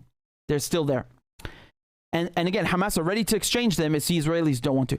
Hamas as a political organization, as the government of Gaza, as a military organization, are completely and fully intact. Israel has accomplished zero except killing civilians. So either the Israelis, they're killing civilians on purpose and they know this, which makes them scum, or they are the most pathetic army in history because they have accomplished literally 0 of their objectives and only killed civilians. 7,000 people have been killed. 3,000 of them are children. Do I really need to go any further? Do I really have to reiterate and explain this further? I don't think so. If Israel is really genuinely, if they're genuinely only after Hamas and they've killed 7,000 people, then 3,000 of them are children, and Hamas are still firing rockets. They are the most incompetent, pathetic military force in history. In history, this is a tiny strip of beach. They have all the advantages of funding, of equipment, of surveillance, and they still manage to just, destroy half the residential buildings. The residential buildings in Gaza. Not Hamas tunnels, residential buildings. What can you say about this except that they are either incompetent or evil? I don't know. There is no other conclusion. These are the only logical options available. And in either case, they should get out of Gaza and be punished for this. They should get out of Palestine completely because they're using it as a staging ground against Gaza. They're stealing people's land, occupying their land since generations. Enough is enough. Really, it was already enough a long time ago. This hospital that they're trying to bomb here in Al-Shifa, again, I told you it's the main hospital. Let me show you what the doctors there are saying. We go to a press conference that's being held at the Al-Shifa hospital. Earlier on, it was suggested by Israel that Hamas had been using the hospital as a base. Let's listen into the press conference. Speaking in a non-Palestinian accent, and after due verification, the Israeli occupation forces have been using technology to fabricate audio records and to fabricate images. The Israelis have failed to provide a single piece of evidence to prove that this facility has tunnels underneath or any command center underneath. This is home to more than 60,000 people taking refuge within the compound, in addition to thousands of patients. Again, did you hear that? He's saying it's not just that there are patients here, which, I mean, even if there was one patient in the building, it's a hospital, you cannot bomb it, it's a war crime. But he's saying there are thousands of patients and thousands of people taking refuge in the building. They have nowhere else to go. Their homes have been bombed. There are no bomb shelters and fancy, amenities and bunkers available for Palestinians, unlike the Israelis who are such poor victims. And victims, let alone thousands of medical personnel. The false fabricated evidence made by the Israeli occupation forces are so naive that a 6th grader can fabricate ones like these, and we can make similar ones. I repeat and I reiterate, these are false fabricated allegations raised by the Israelis that constitute no valid evidence. The Israeli recon warplanes and drones have been hovering above our heads for 20 days and for years before. Yet, they failed to provide a single piece of evidence to prove that this facility has tunnels and command center underneath. Another lie by the Israeli occupation forces is that the fuel provided by UNRWA is stolen. It is So UNRWA, just so you guys know, UNRWA is the United Nations agency in Palestine, the relief agency, and for refugees. A fabricated lie. It was refuted by the General Commissioner, Mr. Philippe Azzarini, when he was asked today in the press conference about the allegation that fuel is stolen. He said, verbatim, there is no evidence that fuel coming to the UNRWA was stolen. He added, the fuels reached are very limited and I mean, I want you to think about what the Israelis are saying. They are not only accusing these doctors, I mean, who, you know, God give them strength, are working in not warlike, war conditions. You know, this is hell. This is actually hell. So not only are the Israelis persecuting and vilifying these doctors who are doing, tremendous work, they're also accusing the UN of giving oil to Hamas. I mean, and then you saw how they're saying the Secretary General should resign and calling him an anti-Semite because he dared to say that history didn't begin on October 7th. I mean, the Israelis are, I don't understand how you get away with this. Even the fucking Americans don't do this. Well, actually they do, but you know, I mean, like the neoconservatives in Washington, even they, when they say this kind of crap, they don't take it to this level. Israel is really, like, with all the backing of Washington and London, they manage to be such bullies to everybody. They don't leave a single organization or NGO or international body untouched. You know, it's just like, let's attack everybody. Everybody's an anti-Semite. Everybody's a terrorist supporter. They think that, you know, this makes them look good or untouchable or something like that. No, it really doesn't. It does the complete opposite. And people are starting to wake up. That's why they're pushing back in big tech and in the media and banning protests harder than ever, because they can't control it anymore. They can't control the people anymore who have already woken up. So that they have no choice. In France, Germany, you know, so many people are coming out and you know, they know that the narrative in the media is false. They have to ban the protests and you know, stomp out vigils and candles. And they're demonetizing my work, censoring my work. That's also another aspect of this, right? In 2020, when I was criticizing the Israel and the Abraham Accords, they because you guys were on Twitter, you know, putting heat on them, they had to reverse it after a few days. This time, they're going completely, you know, balls to the wall. They really want to stamp out any kind of opposition to Israel, whatever it is. Even the fucking Secretary General at the UN. I mean, again, I'm trying not to cuss. They just make it impossible. They make it impossible. And you know, these doctors, they are saying we're running out of water, we're running out of fuel, there's no electricity. The grid in Gaza, if you can even call it that, functions from one plant, and it works with fuel, with diesel. The Israelis cut the fuel, so everything in Gaza, from lights to, you know, dialysis machines and heart rate monitors, every single electrical appliance in the hospital is going to run out of electricity at you know, very, very soon. They're working on borrowed time and resources at this point, you know, and even the UN, even Egypt, everybody who's trying to get aid to Gaza is not allowed to go in, you know, because the Israelis, they have a blockade and they've got Egypt by the balls. So it's really crazy, this kind of situation, you know. It's like they're strangling people in Gaza. And they want you to shut up about it on top of it. I mean, it's bad enough they're killing them. They won't even let us talk about it. I don't know what to say. And this rubbish animation that Netanyahu puts out, it doesn't prove anything. You know, just because you claim that the hospital is you know, has Hamas tunnels underneath, so what? Number one, where is your proof? A computer animation is not evidence. I'm really sorry. Otherwise, your people in the Mossad would. Do you also believe them when they give you computer animations? I really doubt it. The other thing is that you can't just bomb a hospital and then say, well, you know, I claim they were using it, and therefore it's not a war crime. You know that there are people in there. You know that there's no military activity there. If there were really Hamas tunnels, where's the military activity? Is anyone firing at you from the hospital? You know, can you prove there's any form of resources being diverted from the hospital? No.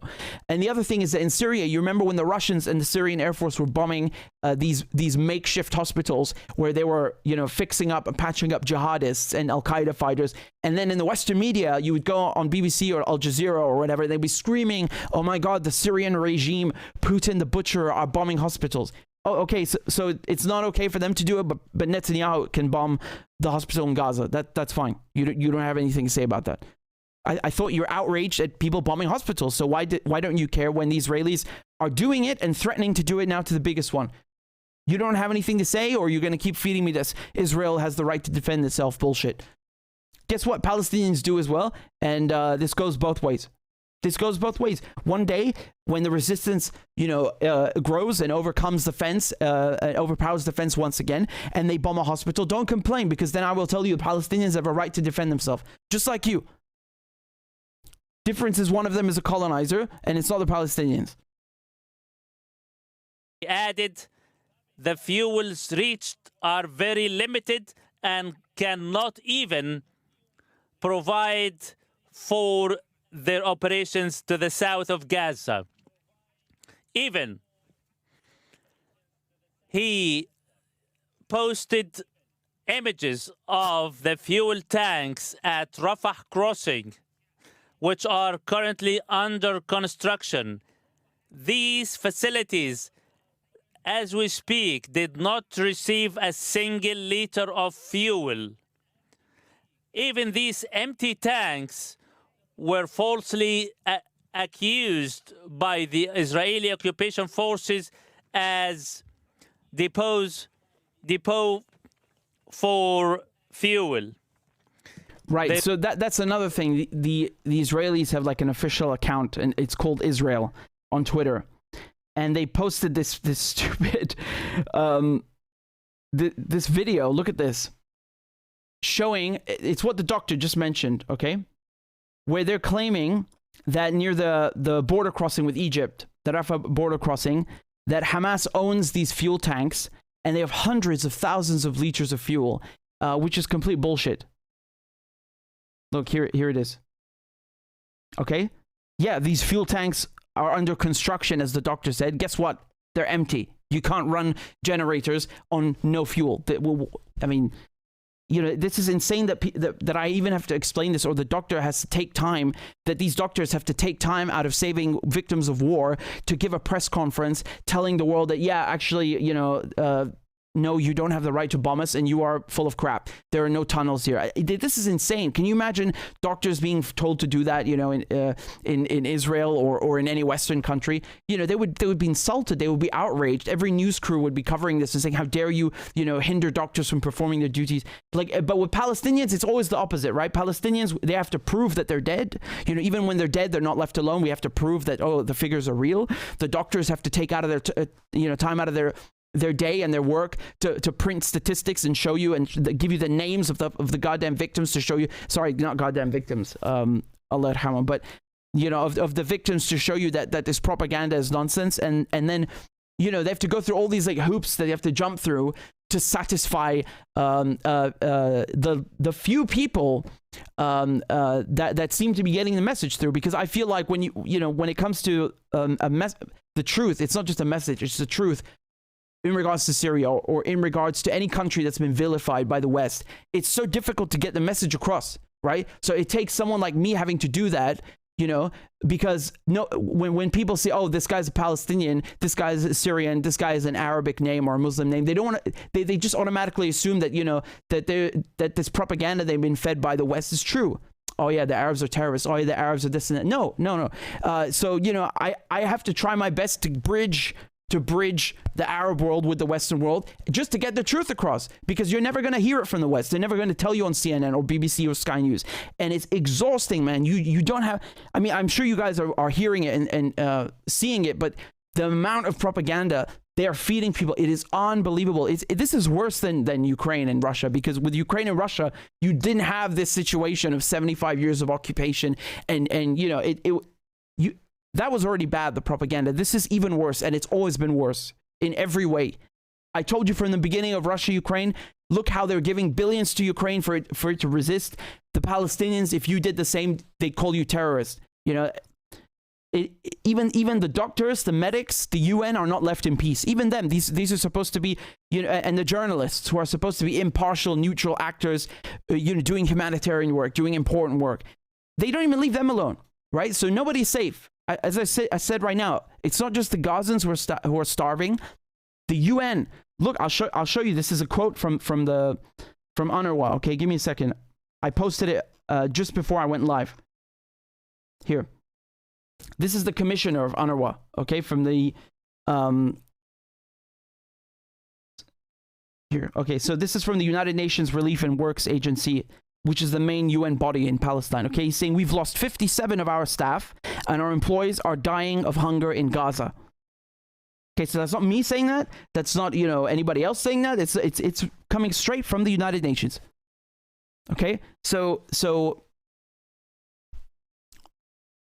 obviously the worst part of this is the Palestinian victims, obviously.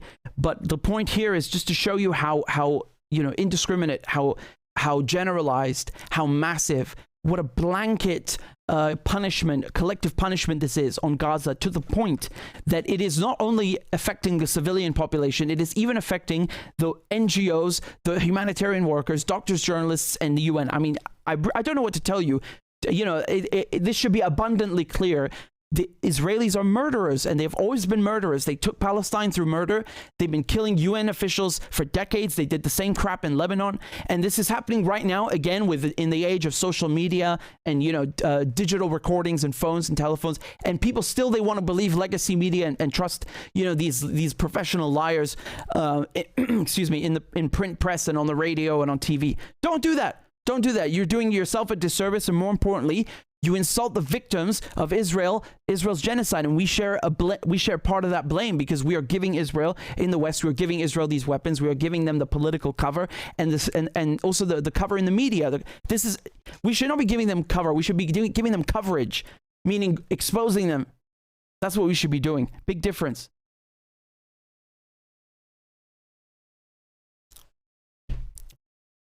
You know, again, people talk about the ground invasion coming, and I showed you they've stepped up the bombing campaign, but it's already so bad. It's like you wonder what's left to bomb, right?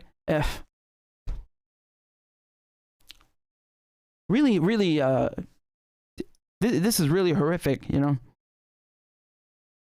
It's really, really horrific. I mean, excuse me, my throat is a bit... my voice is a bit coarse now, but I want to show you something.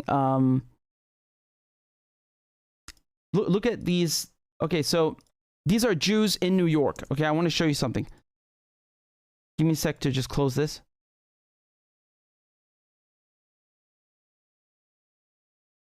So thankfully, you know, there are people waking up in the West. At least that. Let me show you who some of the biggest voices. So, you know, the Israelis always want to tell you that anti-Zionism is anti-Semitism. This is ridiculous. Once again, Zionism is a political ideology.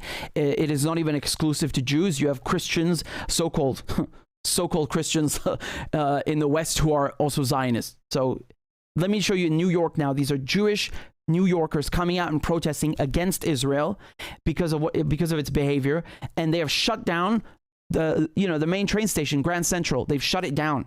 Not just protested, they were shut it down. Look at this photo. Massive.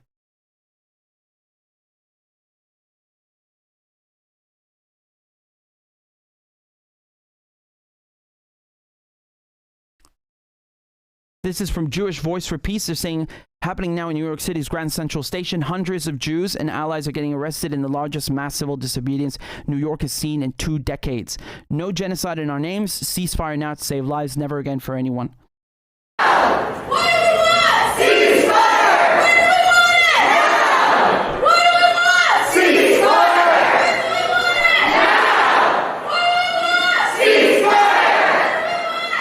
You know, the irony is that this is actually anti-Semitic. You are silencing Jews who don't want to be associated with Israel, that is, you know, committing genocide in their name, and you're shutting them up. This is like legitimately anti-Semitic. Obviously, it's not, you know, as bad as what the Nazis did, but you're censoring them and shutting them up. Look, you see the lines. Look, just rows and rows of police arresting them, shutting them up. So, you know, whenever you hear that you know, being against Israel or against Zionism it means that it's, you know, Jew hatred. This is rubbish. Jews Christians, Muslims come from this area, from Palestine, from Syria. It's literally the birthplace of these religions, and they've lived together for thousands of years. Okay, the only time this became a problem, and it's never been a religious problem, even to this day. This has nothing to do with religion. But the only time you had this conflict is when Israel was created, and it was created by the British and by the Americans. It's bankrolled by the Americans. So, this is a colonial issue.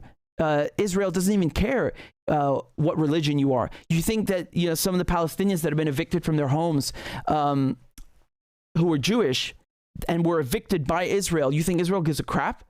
They don't care.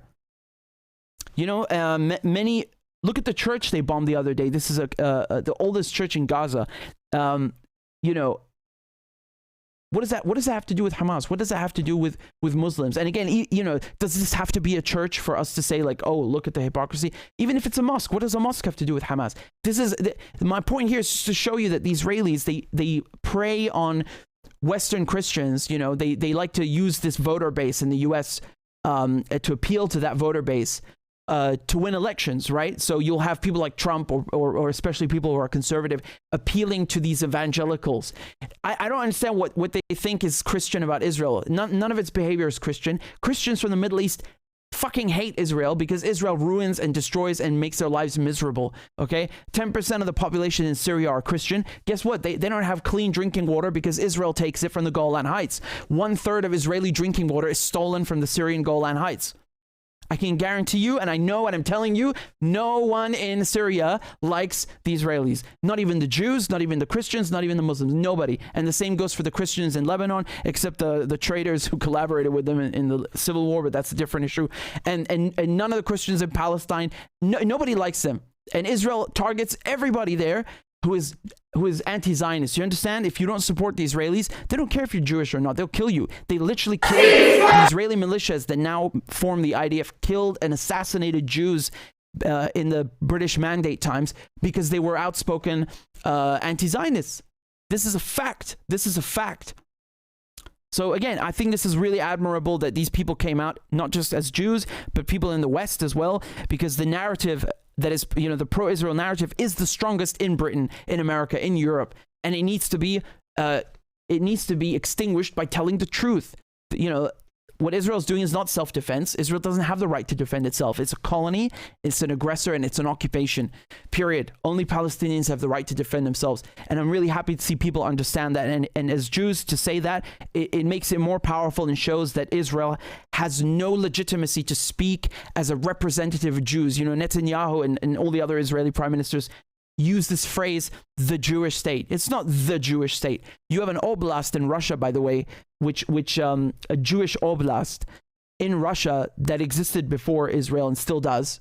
That's number one. So, you actually have more than one Jewish state, okay? Israel's not the only one. The thing is, though, that Israel uses Judaism to, it's hijacked Judaism as a political tool to shield itself. It's the same thing that ISIS do. It's the same thing the Crusaders do. If you use the religion, you can shield yourself politically and pretend like, oh, well, we are the righteous ones. We are the pure ones. Everybody doesn't agree with us is impure and we can kill them. And this is religious extremism and a distortion of the religion in every way possible, and they all have, ISIS, the Crusaders, and the Israelis has so much in common. And I've already spoken about this earlier, but it's really funny to watch them now point the finger at Hamas and say Hamas or ISIS. What the hell, man? They have nothing to do with each other. Literally, absolutely nothing.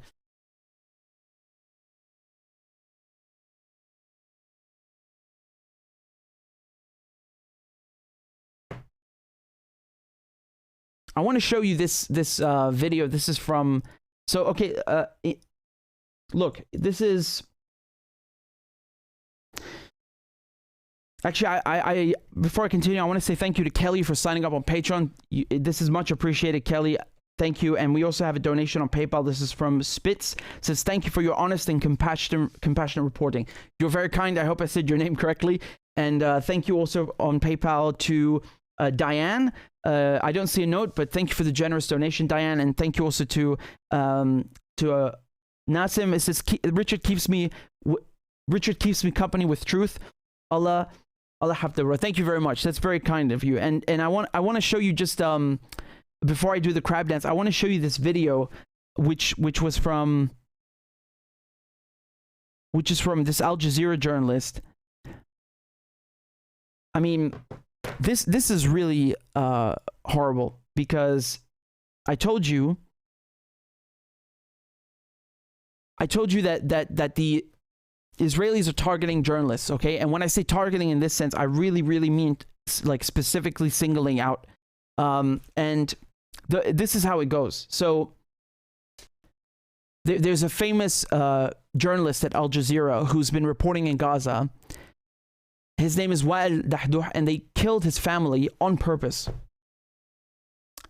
I mean, this is really messed up. This is really heartbreaking. So this is his son, and his son wanted to grow up to be a reporter like his father. The Gaza Strip is living in a continuous violence, a complete siege and cutting off electricity, internet and water, and targeting safe houses. So they killed him. That's his son. They airstriked the house. And you know what's so sick and messed up about this is that the Wa'il, the reporter, has several children, and he literally had to spread them out in different homes just in case the Israelis airstrike his house. Can you imagine? Can you imagine having to do that? Like to distribute your children in different places to make sure that some of them make it in case the Israelis bomb you.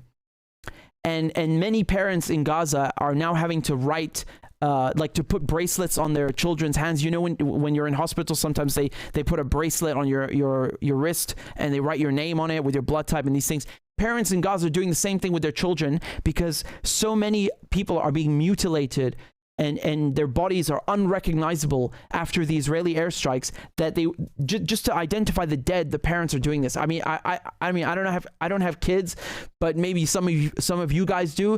And I mean, even if you don't, I guess it's just, you know, as family members having to do that just to identify them in case the Israelis bomb you. I don't know. I don't think that's really, it's disgusting. You know, it's really revolting. Who calls that self-defense? Honestly, who calls that self-defense?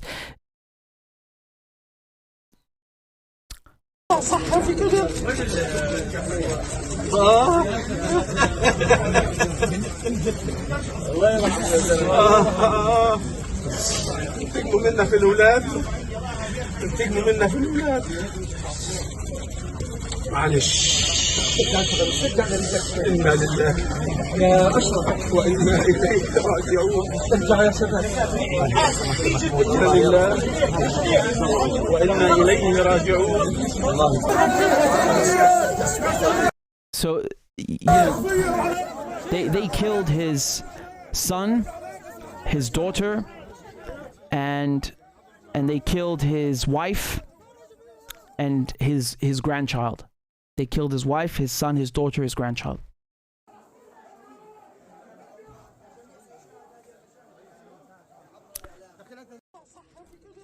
And when Al Jazeera were announcing this, they the reporter actually look. ننوه هذا الخبر العاجل الذي ننقله على شبكة الجزيرة، حيث استشهد عدد من أفراد عائلة الزميل وائل الدحدوح بمن فيهم زوجته وابنه وابنته في قصف إسرائيلي استهدف منزل الزميل وائل الدحدوح. كان معنا قبل قليل وتابع القصف الذي استهدف المنطقة التي استشهد فيها عدد من أفراد عائلة الزميل وائل الدحدوح. يفقد اليوم عددا من أفراد عائلته بمن فيهم زوجته وابنه وابنته في قصف إسرائيلي استهدف منزله الزميل وائل الدحدوح. Yeah, so you know, it's nobody is and you know why this happened? This happened after Blinken, the U.S. Secretary of State, told he met with the Prime Minister of Qatar, and he told the Prime Minister of Qatar, which is where Al Jazeera is based and funded, to tone down the reporting on Gaza. So this was reported by Axios. The U.S. Secretary of State Antony Blinken reportedly asked Qatar to moderate Al Jazeera's coverage of Israel's war against Hamas amid concerns within the Biden administration that the channel is inflaming public opinion and heightening the risks of a wider conflict. Blinken raised the satellite news channel's coverage with the Qatari Prime Minister Sheikh Mohammed bin Abdulrahman bin Yasmin Al Thani, according to the website Axios. So, I mean, this is before they killed Wa'il Dahdouh's family. So you know, I can't help but put these two together and say, yeah, they purposely targeted this guy's house. And if you're gonna come here and tell me, well, it was, you know, this guy has Hamas tunnels under his house, I'm gonna slap you through the camera because that's rubbish. That's rubbish. The Israelis have billions of dollars every single year given to them by the Americans. They have drones, satellites, they have all sorts of intelligence and technology that they themselves claim we do targeted surgical strikes.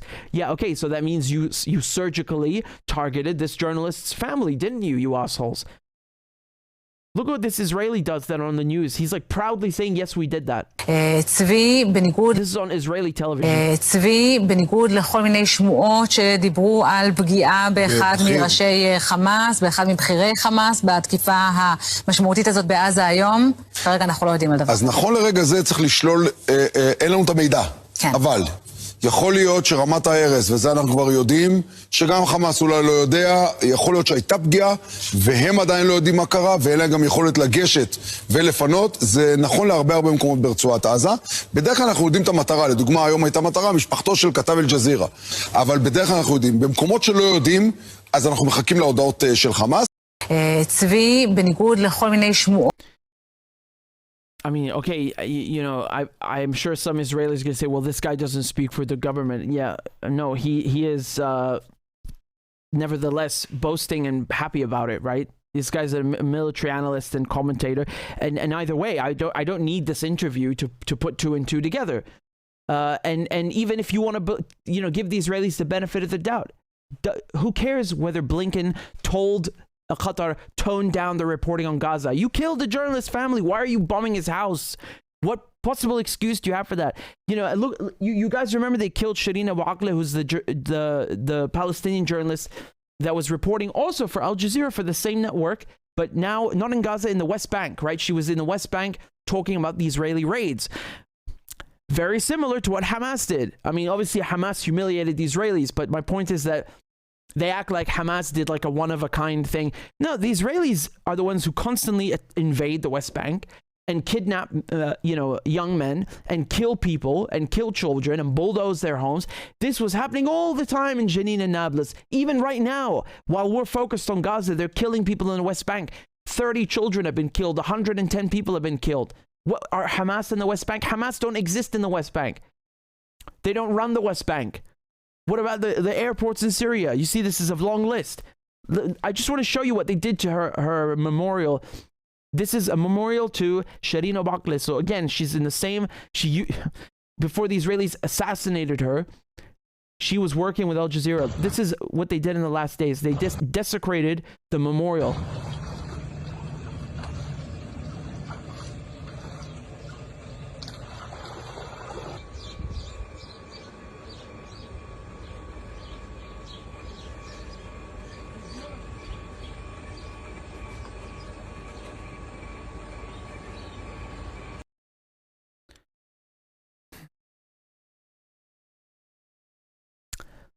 You know, again, this is supposedly the only democracy in the Middle East, right? Press freedom. Yeah, really.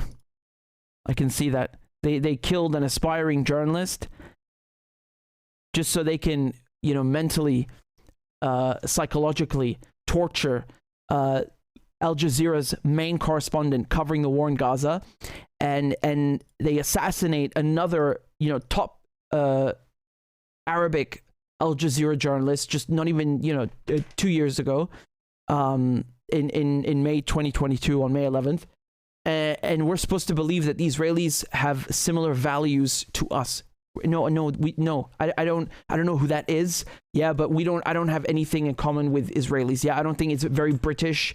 or American or European to murder journalists. And if it is, well, it fucking shouldn't be. Yeah. So I don't have anything in common with the Israelis. I don't want anything to do with the Israelis, and I don't want to pay for their crap or have anything to do with their crap. You know, because every single person the Israelis kill, that they are staining not just themselves, they're staining us as well. They're staining our flag, our reputation, our country, our politics, our people, every single time, every single hour, every single minute. And killing journalists, yeah, no thanks. Okay, this is, I mean, I don't have to explain this, do I? Why this is morally reprehensible. I just want to show you why this guy is so tough.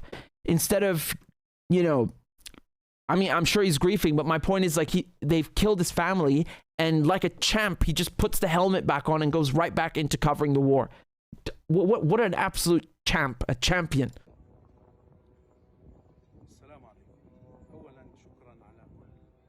التضامن والاتصالات والسؤال عنا والتضامن معنا والدعوات لنا، بالتأكيد هذا شيء كان مهما بالنسبة لنا، لكن رأينا أنه من الواجب أن نعود سريعا رغم كل شيء. فالساحة والمحاور ما زالت تشتعل كما ترون بالغارات وبالقصف المدفعي والتطورات متلاحقة. فرأيت أن من واجبي رغم الوجع ورغم الجرح النازف أن أعود سريعا وألتقيكم من خلال عدسة الكاميرا عبر مواقع التواصل. يعطيكم العافية وأسألكم الدعاء دائما وأبدا. السلام عليكم. That's a real journalist. That's a real journalist. Well done.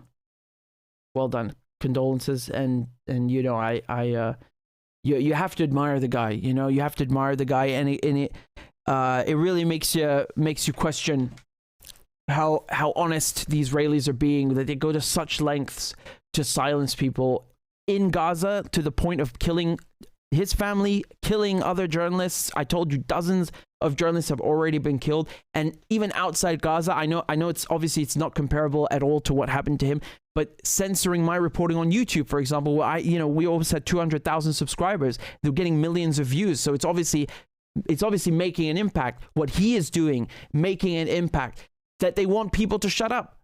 What if the Israelis they're doing nothing wrong? Why do they want to censor people and shut them up? If they really believe what they're doing is correct, why do they go to such lengths of silencing politicians, journalists, critics, the UN? I don't know. This is shady to me. This proves and establishes that they are hiding something. They're lying to the world. And even if they weren't, they are behaving like criminals by killing, NGO workers, the UN, 57 UN workers, medical workers, harassing a hospital, telling people, they're telling people in Al-Shifa hospital, 12,000 people to just bugger off. What do you mean so what? So they can bomb the hospital. They did the same with Al Jazeera's office and the Associated Press, who won't dare criticize them, of course, in 2021. They're on the phone begging them, please don't bomb us. Please don't bomb the building.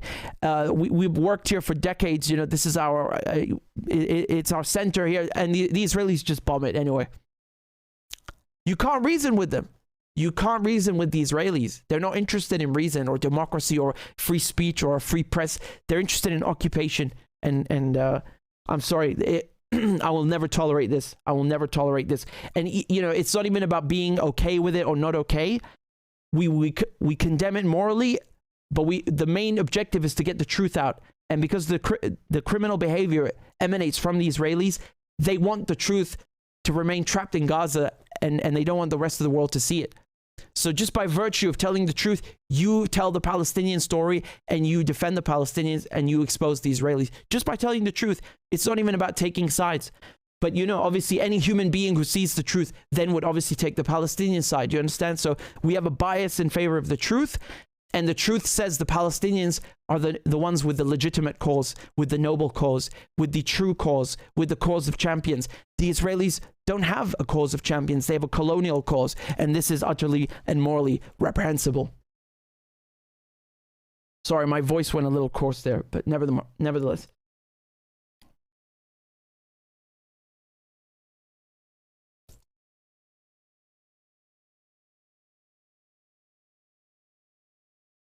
I owe I know it's perhaps not the best moment, but I still owe a crab dance for Kelly.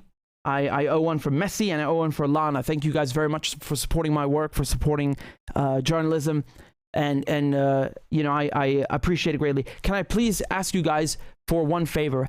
I want you to try to convince someone that you know. It could be a friend, it could be a family member, it could be a colleague, although watch out when you maybe don't bring any of this up at work, because they are literally, you guys know, they are firing people just for saying, oh, maybe Israel shouldn't kill thousands of civilians. I mean, I'm just saying that out of respect for you guys, out of security and, you know, out of concern, but obviously, you know, my point is just one person that you know in any capacity, try telling them and showing them the truth. You don't have to really convince them, you just have to show them the truth. This could be in any form. Show them the figures of the death of the dead, show them photos, maybe, I don't know, maybe show them one of the videos that I made or a video that somebody else made, but get the truth across. Once you convince people by showing them the truth, they never forget about it. They always maintain you know, a dedication to it, and people by themselves, they will want to also show other people the truth, because you can't deny what's happening once you've seen it. Thank you again, Myla, for the super chat. You're very kind. I know there have been some on Rumble. I'll read them in a second, but first, the crab dance.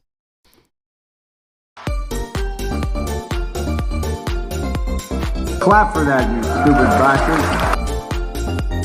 Corn Pop was a bad dude, and he ran a bunch of bad boys. Listen, fuckhead, you have fucking crossed the line, claiming I'm the enemy. You got that, you goddamn son of a bitch? I don't give a fuck what you think, bitch. Good morning. Sunday morning. Cut that bitch off. Thank you for Iron Dome.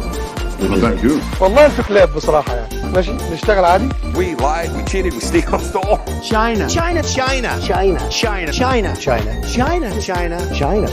And you ain't black. There's always the macro. And then there's the micro.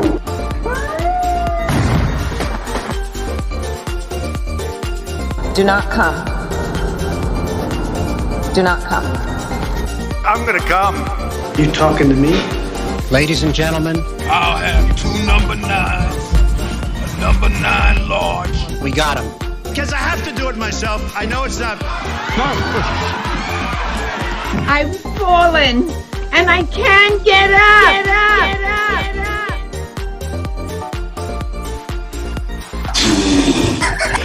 Oh! Disgusting! She was 12, I was 30, but anyway. We'll do it live. Fuck it. Do it live. I'll write it and we'll do it live. Why attack Sanders? Why? You're getting nervous, man. Calm down. It's okay. Okay. Suck my dick and choke on it. I yield my time. Fuck you. Thank you again to all of you for your support. We have another super chat from Eamon Star. Says, I'm Muslim, but my Christian Zionist sister believes this is all Hamas and Antichrist beast Islam fault, and it's a ploy to set up an Islamic caliphate. Is she dumb or is she dumb? My condolences. Well, I don't know what's Christian about being a Zionist. These things are incompatible. Zionism means you are killing people, stealing their homes. This is not Christian. This is not Jewish. It's not Muslim. And none of these religions tell you to do this stuff. Other religions also don't tell you to do any of this stuff. They are inherently incompatible. Also, you know, what do Hamas have to do with a caliphate? Does she even know what the word caliphate means? In the old times, the caliphate was just the dynasty, the empire. You know, you had for example, the Umayyad, who were the first caliphate or dynasty. This is when the Arab Empire stretched all the way from China to Spain, right? And then you had, for example, the Abbasiyin. This was then when the capital moved from Damascus to Iraq. So, you know, what caliphate is she talking about? The ISIS kind of caliphate, which is the CIA, or is she talking about the historical sense? In any case, if she means ISIS, well, ISIS are a CIA project. They have nothing, literally absolutely nothing to do with Hamas. These are completely different organizations. It's like saying McDonald's is, I don't know, T-Mobile or something. Completely nothing to do with each other at all. Okay, so maybe let's start there. But again, I feel I feel really bad you having to put up with that. Ned Callie says, thank you so much, Richard. Well, thank you, Ned. I'm most grateful. And again, if you guys want to support my work, PayPal, Patreon, and Rumble, these are the best ways, because the Cash App is gone and the YouTube is gone. Well, the monetization anyway. We have a Zionist in the chat. This person was saying, hold on, I'm trying to find the comment because I want to laugh at it. This person was saying, tell Hamas to stop putting offensive weapons in civilian places if you want any credibility. Why? Why should I? First of all, Hamas are the government. They can put weapons wherever they want. The Israelis should stop putting their bases near the kibbutz. They should stop, acting like they're not using human shields. Hamas don't put weapons in civilian places. That's bullshit propaganda. And even if they were, they are the legitimate democratically elected government in Gaza. They can put weapons wherever they want. You should go home, little man. Go back to Europe or wherever you come from, because it's not Palestine. I can assure you that. I swear Zionists are so fucking funny. They're really so fucking funny. They just sound like broken records. Hamas terrorists. I'm sorry, maybe I should have pronounced it like you wrote it. Hamas. They're so funny. I swear to God, they're so funny, man. They're like broken records. They got nothing better to do or better to say. What a boring existence. All right, let me show you some more Israeli crimes. The Israelis actually killed their own people. Did you know that? Don't take it from me. Listen to the Israeli hostage tell you herself.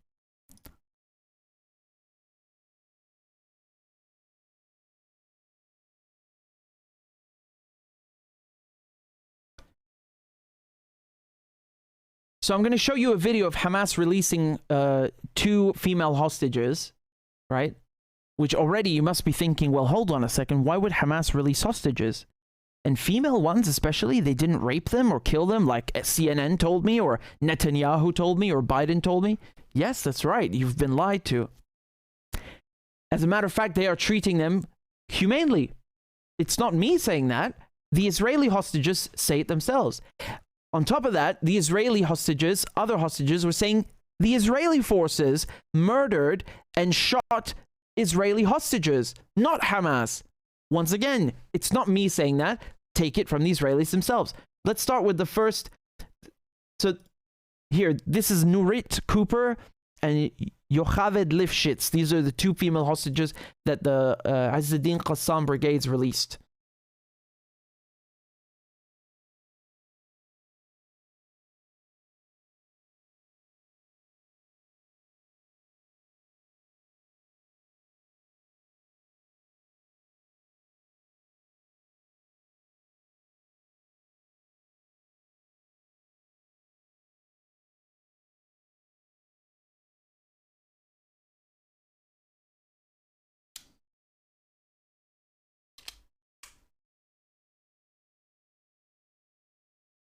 So you can see them.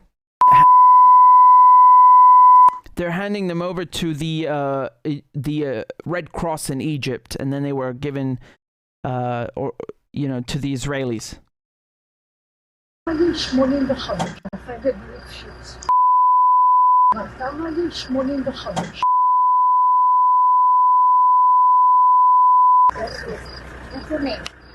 okay, let's go.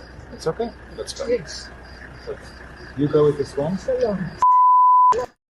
Dude, did you see that? She's literally turning back to shake his hand and say salam. Wow, he must have been so inhumane. I mean, look at that again. Please look at that again and compare this with the narrative in the Western media. Please watch this again.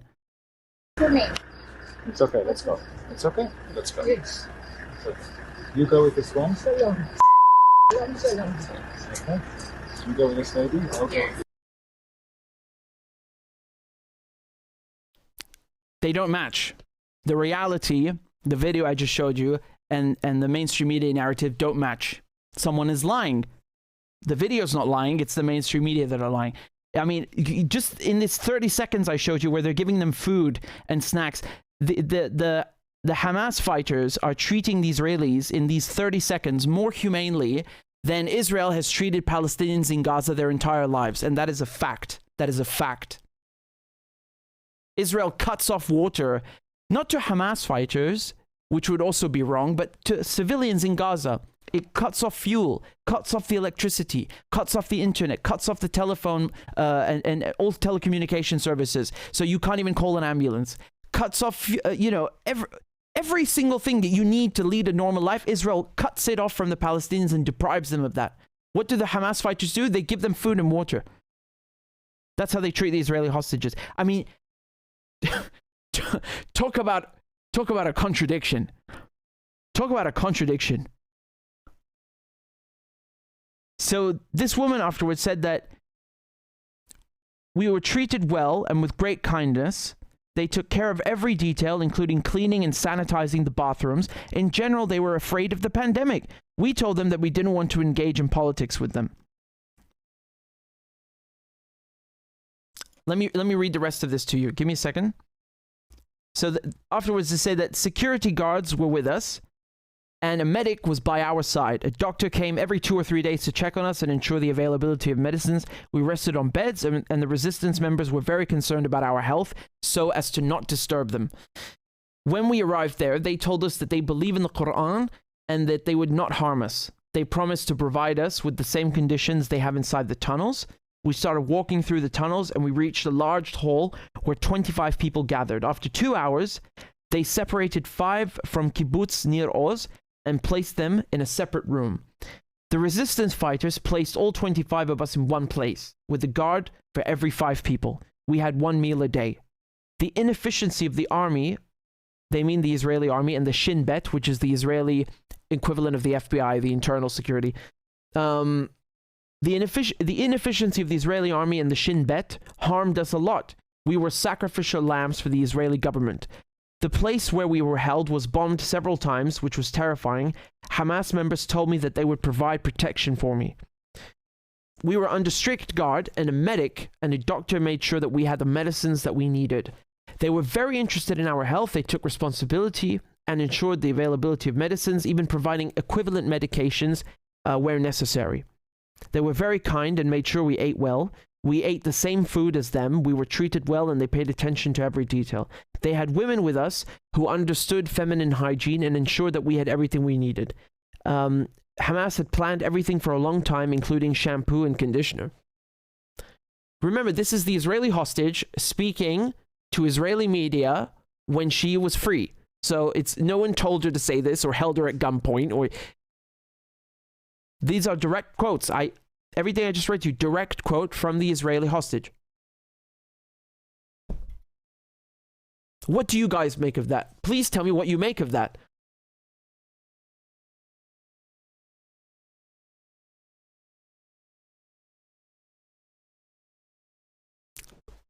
Well, the first thing I'll tell you is that, once again, these Israeli hostages are treated a heck lot better than the Israelis treat Palestinians.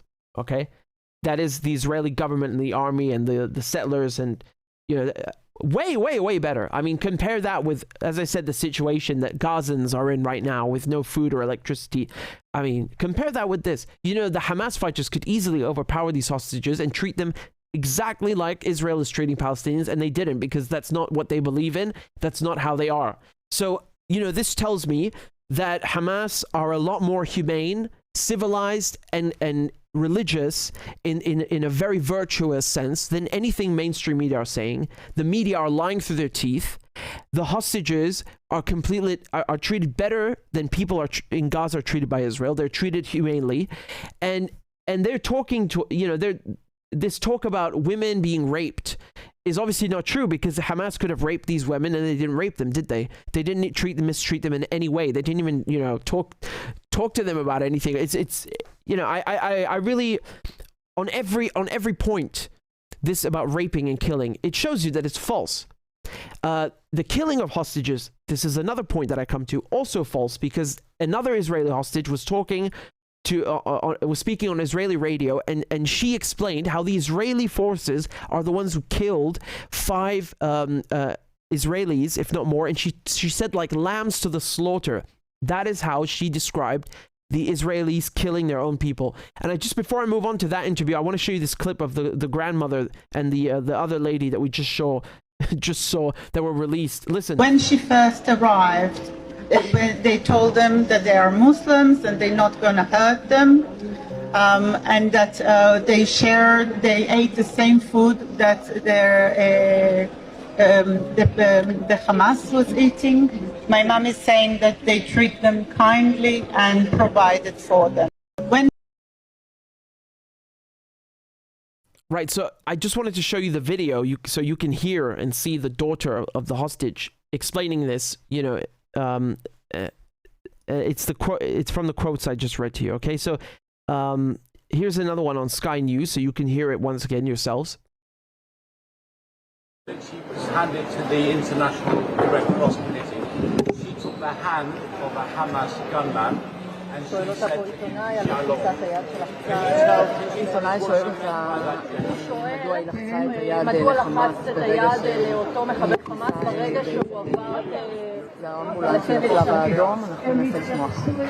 The question is, why did you shake that Hamas activist hand when you crossed? Because they treated us very nicely.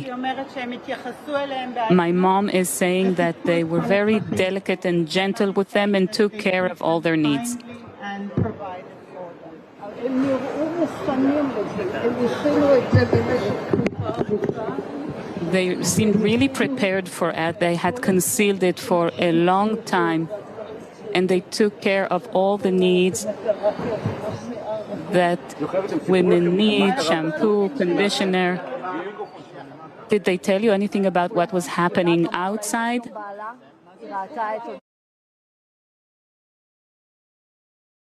Once again, I just wanted you to see that and hear that as it's being reported. Something I wanted to point out.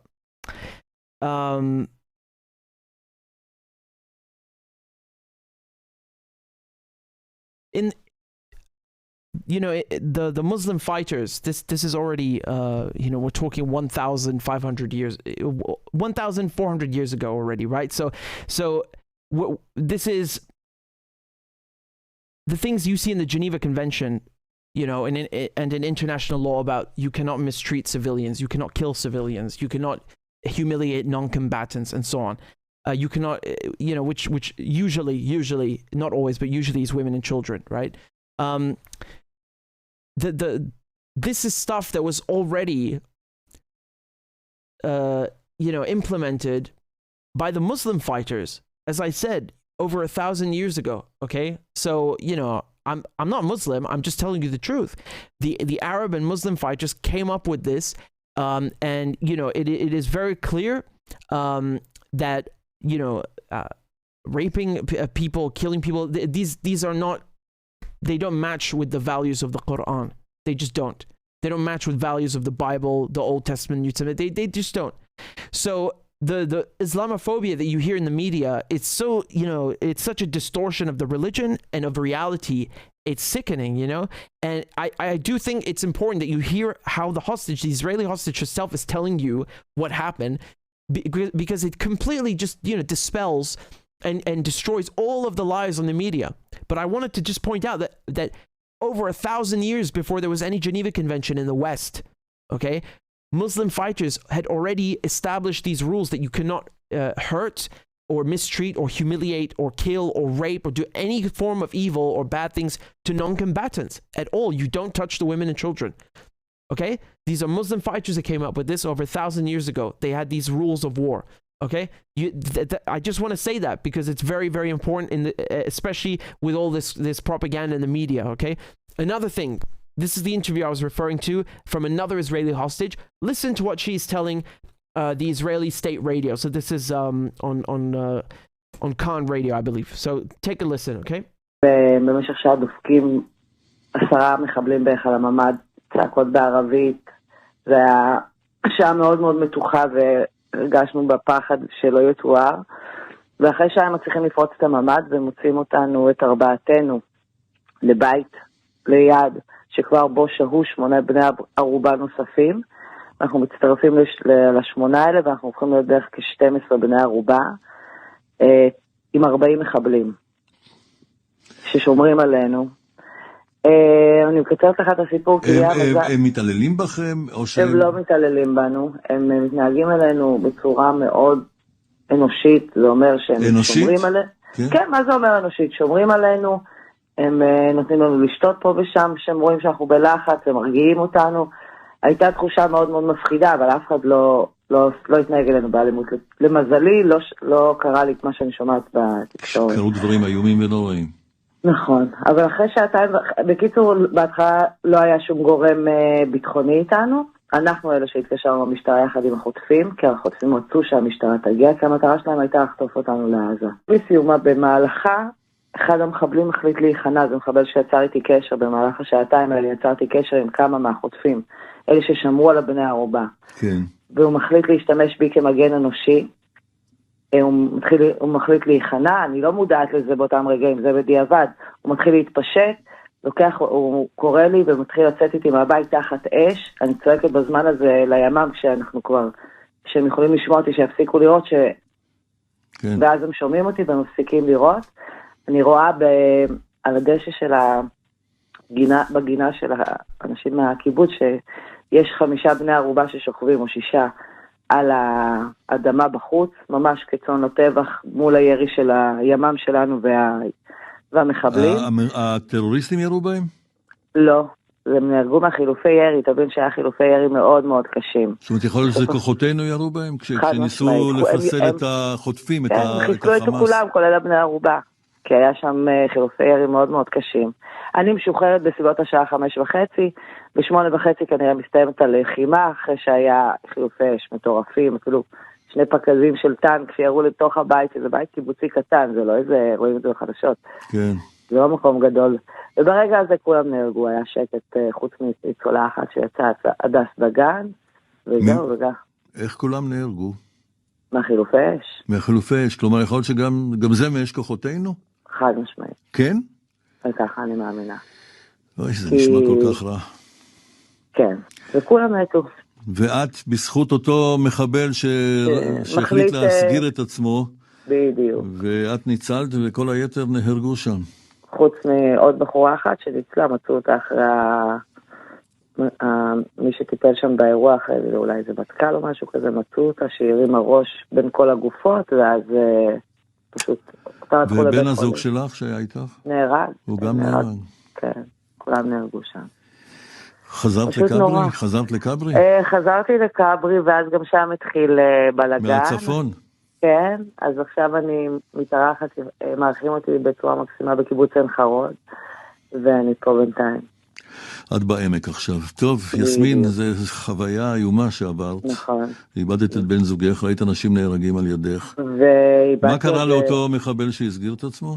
הוא עדיין עצור, ובדיוק אני מוזמנת לחקירה כדי לעזור, שהוא ייכנס לכלא להרבה שנים, ונהרגו לי לצערי עוד עשרות חברים. עשרות חברים? כן, כי זה קהילה טרנס סצנה כזאת, ואנחנו יוצאים לאותן מסיבות, זה אומר שחוץ מהבן זוג שלי הכרתי שם עוד עשרות.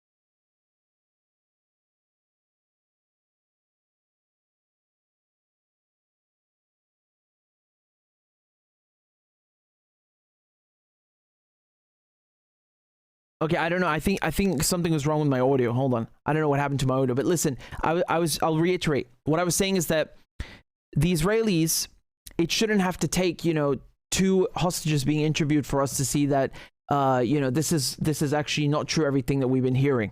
The fact that the Israeli government didn't say this themselves, they didn't make it clear from the very beginning. I mean, once again, it shouldn't have to take the hostages coming out and giving an interview. One of them is an old lady doing it here after she's been released, and the other one doing it on the radio. The Israelis could have said, we killed some of our own people by accident. It happened in the crossfire. Instead, it's like they just filmed. And again, they only gave a private screening of most of these claims that they made to Western journalists and to mainstream media journalists, right? So we, like me, you, none of us have seen these, these claims being verified independently or seen any evidence to back them up. But my point is that they instead of just telling the truth about the crossfire, they say, well, the Hamas terrorists did all of this. No, they obviously didn't. You know very well which caliber of bullets you use and who fired at what. You can easily, with forensics, and it shouldn't. I mean, the hostage herself knows what happened. You don't need forensics, but you can easily establish, how many were killed and just say, but it was friendly fire. It was by accident. But they don't do that. They lie on purpose to use it as political capital to smear the Palestinian resistance, to smear Hamas. I think you shouldn't take everything they say with a pinch of salt. You should take it with a goddamn kilo of salt. Yeah. Hamas is offering them hostages. They don't want them. And remember, it's these two hostages that Hamas wanted to give, and the Israelis said no. And then the second day when they tried again, they took them. But even now, the 150 hostages, Hamas are ready to negotiate and exchange them with thousands of Palestinians who are locked up. Israelis don't want to. Western governments refuse to call for ceasefire, and yet they use the hostages as a reason for the bombing. Well, you don't care about the hostages. You even killed some of them, and you don't want the rest of them. 50 hostages, by the way, have been killed with the bombings in Gaza. Never mind the ones that were shot at by the Shin Bet and the army in the firefight that she's talking about. So you see how there are so many things wrong with what the Israelis and the Western media narrative are putting forward. It makes you question everything.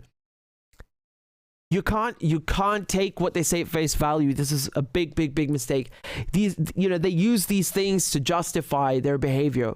But the thing is that even if you really would believe the Israelis about what they say happened on October 7th, it still doesn't justify what they're doing at all. And history didn't start on October 7th. We're talking about 75 years of occupation.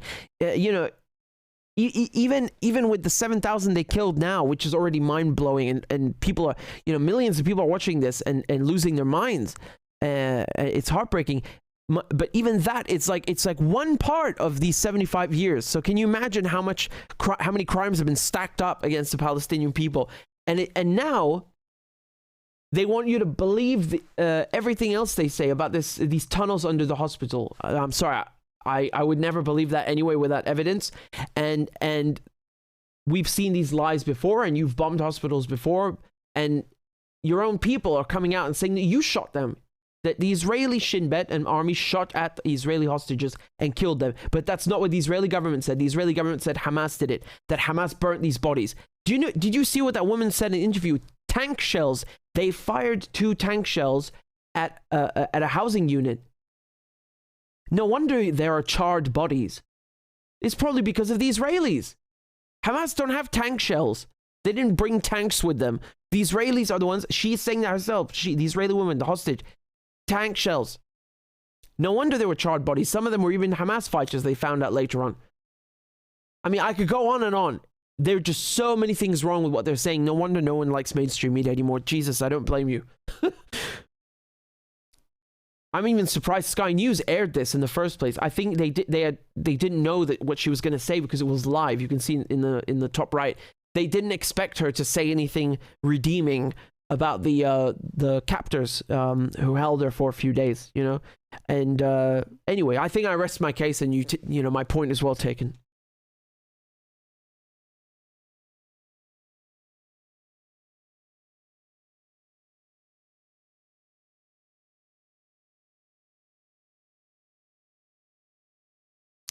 let me read some of your super chats. We have one here from Betges. Says, what does the meeting of MBS with Netanyahu have to do with all this? Thank you. Well, look, you have to understand Netanyahu and MBS at the same time. When they went and announced simultaneously about this project of his normalization, that was coordinated. The Israelis and the Saudis, they have been working together under the table, behind the scenes for years now. Saudi Arabia has normalized ties with Israel, all but officially. Okay, so when it comes to the video I did yesterday, I published it yesterday. I hope you guys saw it. I'm trying to pull it up on the screen. Give me a second.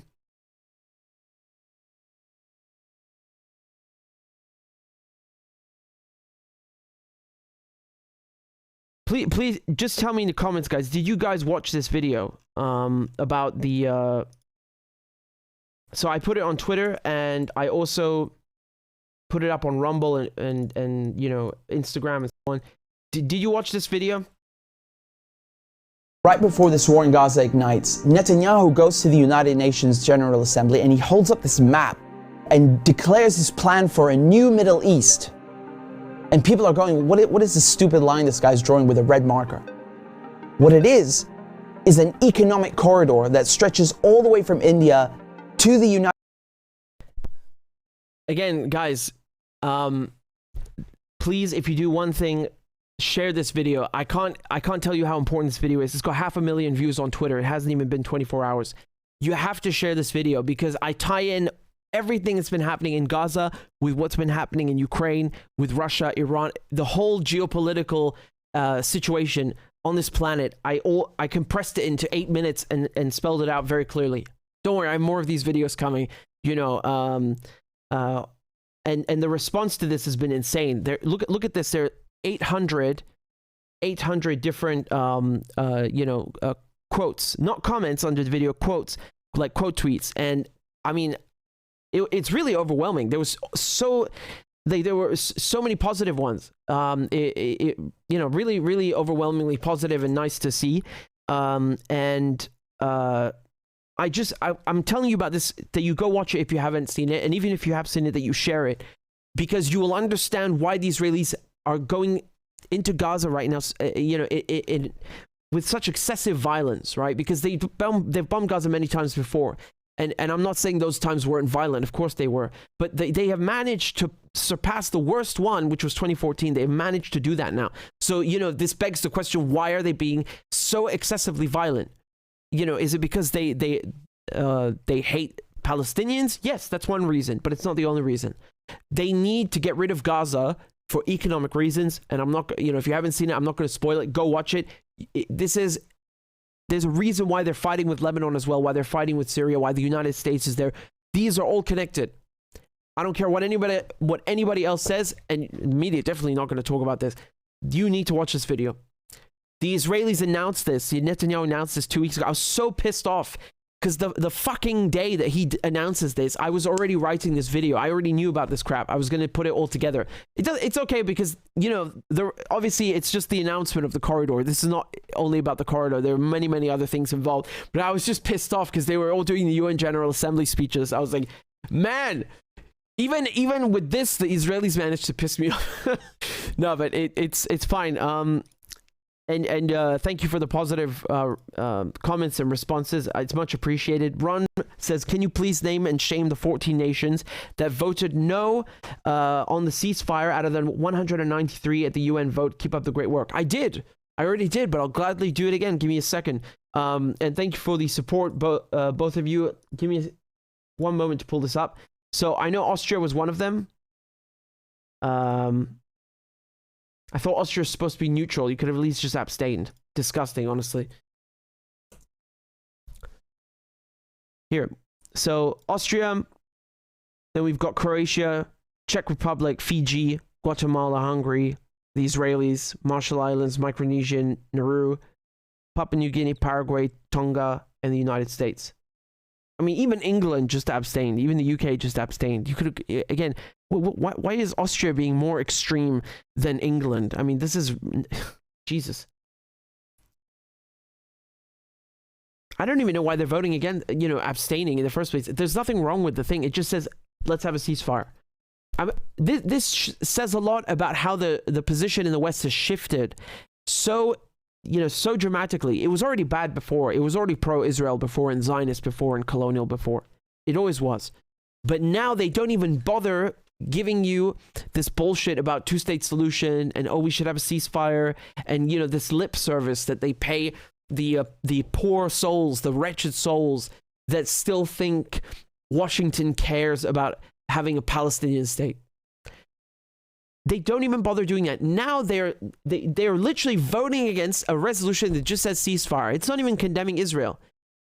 It doesn't even say anything bad about Israel. On the contrary, it says everything nice, everything they want, with all the sugar and spice. And it even condemns Hamas, and they're not content. If it doesn't say that, Israel has the right to defend itself, or that, if it says that there should be a ceasefire, then it should be canceled and voted down and crushed and so on. I mean, this is really extremism. Really extremism. I'm sure many of you noticed this as well, but it's my job to point it out, and I certainly feel obliged to do so.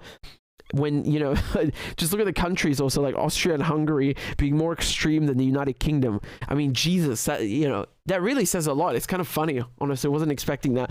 I obviously these are all still, European Union and Western countries, but nevertheless, Austria was supposed to be neutral, and the UK was supposed to be as extreme as the US. I don't understand why we didn't vote this down.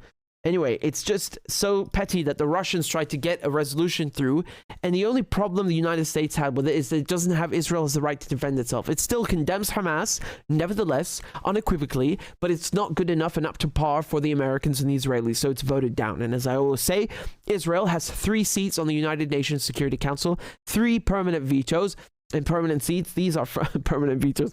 3 vetoes and 3 permanent seats. These are the United States, United Kingdom, and of course France.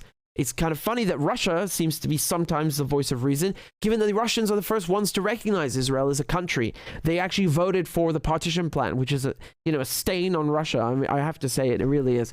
This is the Soviet Union, actually, specifically, right? So, I mean, it makes sense on one hand because many Israelis are Ukrainian, Polish, Russian Jews, right? But nevertheless,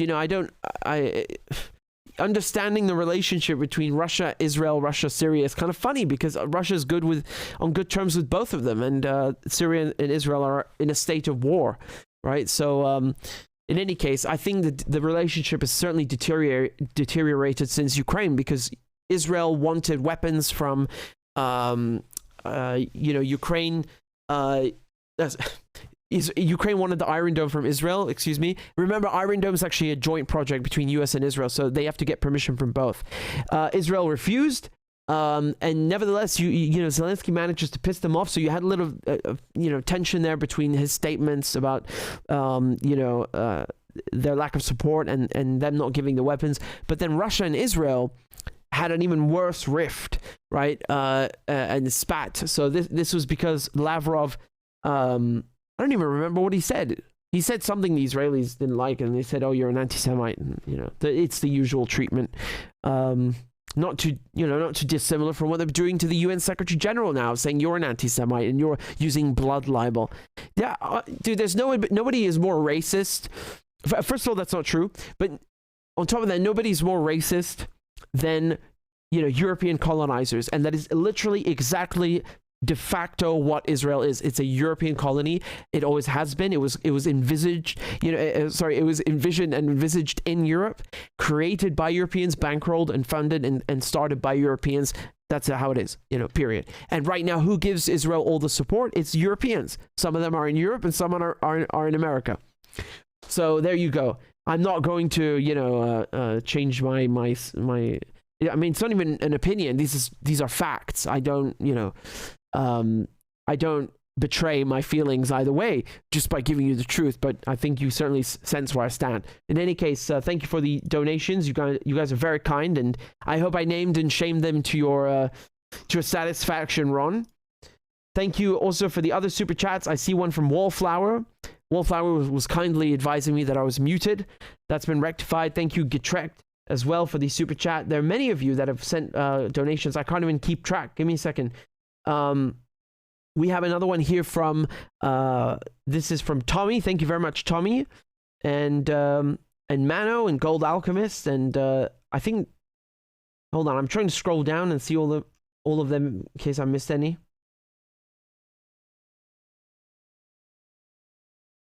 Robert says, in online games, when people are losing, they cheat and glitch.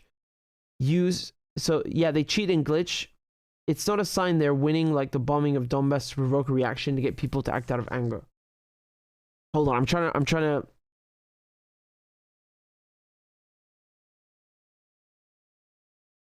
I think what you're trying to say, if I'm not mistaken, and somebody else pointed this out as in the comments, what the Israelis are doing by bombing all these people in Gaza and the infrastructure and the hospitals and the medics in the UN, what they're doing is that they are, carrying out some sort of, some semblance of retribution when they're actually really just punishing civilians.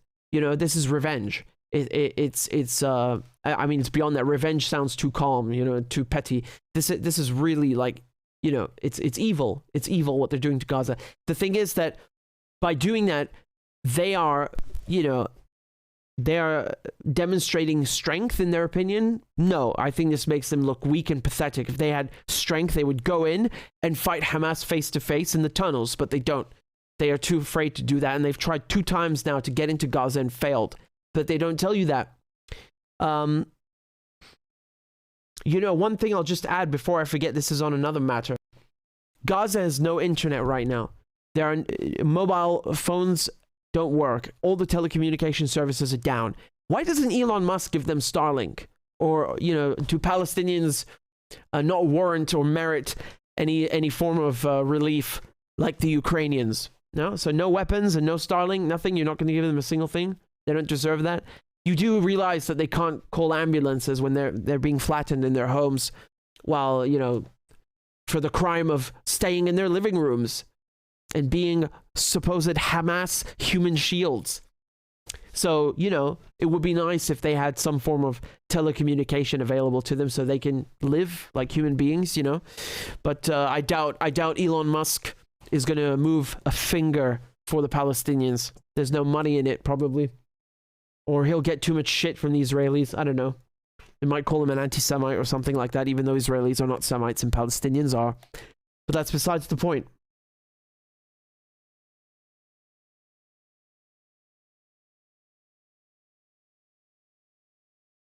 Thank you. We have Crypta Maria.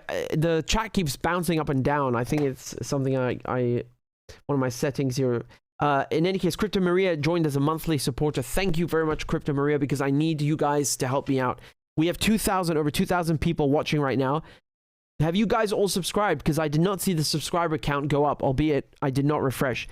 Please do remember to subscribe on Rumble, because guys, when I go live, I need you to be notified, and I need you guys to help me rebuild, the subscriber count on Rumble. We were almost at 200,000, and these assholes took away the monetization and now have censored my channel by doing that because they limit the videos in recommendations and in the search results. So help me out, guys. Let's rebuild it here. Let's do it. If 2,000 of you signed up right now, we would jump to 17K. So we would almost be at 18,000 actually. I'm assuming some of you already actually subscribed, but nevertheless. So we're up to 16K. Okay, keep it coming. That means 400 of you signed up while I was speaking. So let's keep it going. Crypto Maria says YouTube is fussy these days. Yes, they certainly are. Coweb says, I don't think the Israelis are afraid. They have a goal to destroy Gaza and make it a wasteland to be colonized after. Yes, well, you've been watching my analysis video, but I know, but there is an element of truth in the fact that they refuse to go into Gaza since 2014 because they keep getting humiliated. And Lebanon, they also refuse to go in there. This is not, as I was saying, this is not the same Israeli army that they tout, as being a regional power that existed 50 years ago. They're pussies. They've been spoiled. They're arrogant. They think that, by keeping people in a ghetto and throwing them into a concentration camp, that you can just break their spirit and bomb them and break their spirit. This is the same logic they employ using sanctions, by the way, when they sanction Syria and Iran. And I mean, do you know how much? I think 100 euros now equals like 1 million lira or something ridiculous. Before one euro is 65 lira in Syria. So, the hyperinflation is like a joke. This is beyond hyperinflation. The economic struggle in Syria now, the lack of fuel, of food. This is to crush the spirit of the Syrians and make them rise up against the president. It doesn't work. It doesn't work in Venezuela. This doesn't work in Iran. And it's not going to work in Gaza through the form of bombs and the already, present economic sanctions and siege that they've plagued Gazans with. So, good luck with that. The thing I do find disgusting, though, is that the Egyptian president initially said, a good thing. He said, don't leave Gaza, stay in your homes. And you're not going to put Gazans in the desert in Egypt. And then he says, well, why don't you put them in the Negev desert? And I'm going, what? I mean, I don't know if he was serious. I bloody hope not. Maybe I'm trying to I'm trying to find some way where this maybe doesn't sound as bad. I don't know, but because how can an Egyptian president tell Palestinians to go to the Negev desert? I mean, I was thinking maybe he's saying that to kind of take a jab at the Israelis. Like, if you want to put them in a desert, put them in your desert. But even that, how can you say that? Why should any Palestinian from Gaza be sent to anywhere? They're already refugees. People in Gaza already lost their homes once. They shouldn't go anywhere else. They should go back except to their homes that they lost. That's the biggest mistake Hamas made on October 7th. They didn't bring the Palestinians to reclaim their homes. These fucking kibbutz settlements are illegal. They're colonial settlements built on top of Palestinian land that used to belong to people in Gaza.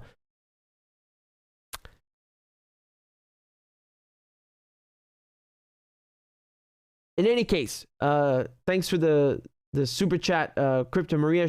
They say, I just hope my friends are okay. Do you have friends in Gaza? Well, we're praying for them all the time. And it's hard watching it. It really is. It's harder being there, even worse. That's the thing is about adding insult to injury, that they kill the Palestinians and then make them have to justify, the death figures. How dare you, man? If I just want to say something about that, by the way. For example, if you in Germany and Austria, it's a crime and it's a criminal offense to dispute the Holocaust figures. And I'm not doing that, but I'm just drawing a comparison here. Why do the Israelis dispute the number of dead Palestinians? Why do they say the Palestinian figures are not correct? How is that okay? Like, you have to make people prove that they're dead? How dare you? How fucking insulting. Do you see how the disconnect, the difference between these two things? I don't think that's okay to say to Palestinians, oh, we don't know if 7,000 of you are really dead. How dare you? 3,000 of those people are children. How dare you kill them in the first place? This is called adding insult to injury in the literal sense. That's what Israel is doing, and people in British media should be ashamed of themselves of doing that too. Biden should be ashamed of himself. How dare you? As if you don't know. You're the fucking president of the United States. You have the CIA, at your fingertips, and you don't know how many Palestinians are killed. Well, why don't you bloody tell us then if the figure is not correct? Stu33 says, hello, Richard. I wanted to thank you for standing for justice. And even if it takes to sacrifice your income, you still decided to stand up for justice. I wanted to thank you very much. Well, you're very kind. I wish we could do more for the Palestinians, but I figured, it's... Yeah. I mean, it's really awful watching all this stuff. Honestly, it's really awful, and having to battle and just show people the truth about the Nakba, about the 75 years. I mean, it's like I said, it's like adding insult to injury that people need to even be told these things and educated about the history, because it's hidden and it's trampled on purpose. It's swept under the rug, so that when these things happen, you can just accuse Palestinians of being random terrorists instead of understanding, oh, okay, these people, they have the right to resist legally. They're resisting because of very legitimate reasons. They live under occupation and have been for 75 years. No wonder. So it's part of a re-education, deprogramming process in the West, because people have been programmed and conditioned by the mainstream media, so it does a lot of damage. And also academic establishments, when you have professors being fired because they tell the truth and they're anti-Zionist, then of course everybody leaving the university with their degree, it's going to be worthless, because they've never actually been educated properly. They've never been told the truth. They've been taught false histories that have been written by Westerners. And of course, who committed these crimes in Palestine? It's the Western countries. It's in our name, so we have to fix that. But in any case, thank you for your kind comment and donations too. It's most appreciated, and I'm much obliged. We also have some things here on right. We have Lana, Messi, and Kelly who joined on Patreon, so I want to thank them again. And I thank you all for supporting me, especially when they demonetized the channel and took away the Cash App. It's a bit worrying, but again, nothing compared to what Palestinians are going through. And I think if you want to have constant updates, I'll show you the Twitter. I don't usually plug the social media because I just forget, but I'm always posting updates on Twitter constantly. So between the live streams, and I will do these live streams, daily, and I am doing them daily. I've been on so many shows this week, I can't count them. So I'm glad that I was able to go on and talk about what's happening. Look at this. I pulled up my Twitter page, and the thread here from the World Cup pops up where nobody wants to speak to the Israeli channels. That thing went so viral. Now you know why no one wants to speak to Israelis and Israeli channels. It's precisely because of this crap, like what they're doing in Gaza. That's why people walk away when they find out it's an Israeli channel. That's why no one wants to normalize ties with them. That's why. In any case, I just want to say this is my Twitter. Make sure you follow if you want constant updates. And again, the analysis video I did, I really recommend you watch it if you have not already seen it. It's got 500,000 views already in less than 24 hours. You really must go watch it. And if you've already seen it, please share it. This video is crucial to understanding what's happening in Gaza, what's happening in Ukraine, what's happening all over the world. It ties everything in together. Okay? And again, I ask you guys kindly, please send a few dollars my way on PayPal or Patreon or Rumble if you can, because as I said, they took away my primary source of income.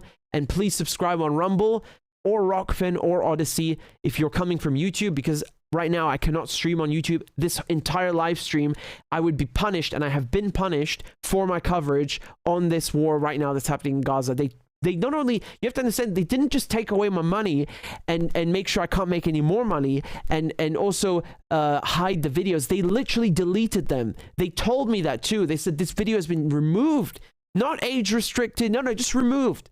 It's like, fuck you. You're not going to talk about this. I didn't do anything, man. I've tried toning down the cussing, didn't show anything graphic. What did I say? They don't even tell you what you said wrong. That's the best part. So it's like, you're supposed to take a hint. Like, oh, okay, don't talk about Israel. Yes. Well, I got it. So I'm on Rumble now. For the time being, in any case, so again, please make sure you subscribe here. And another thing, if you want to get an email notification when I'm going live, the best thing to do is to sign up on Substack. Once again, it's called a newsletter, but I don't send you a newsletter. I don't spam you. I don't ask you for money. I don't tell you to watch this video. I don't do anything on Substack except send you a link to the live stream when I go live, period. That's it. So it's very simple. It's richardmedhurst.substack.com. You type your email in the box and hit subscribe. I mean, I tried to make it as simple and easy as possible and hassle-free. The link is in the chat. I've just pasted it. So again, if you want an email when I go live, that's the best way to do it. And of course, to subscribe on Rumble. Thank you guys very much. We're already at 16,000 on Rumble, so hopefully it'll go higher by the time I come back to look at the stats. And I thank you guys very much for tuning in. Thank you for supporting my work in these times. And, please pray for people in Gaza. They really need it. They really, really need it. And educate people as much as you can. A friend, a colleague, a family member. Try to open their eyes one person at a time. It's already, it will already make the world a better place for everybody. And hopefully, especially Palestinians. So thank you guys very much for tuning in. Again, I thank you. Take care. Ma salame. Bye-bye.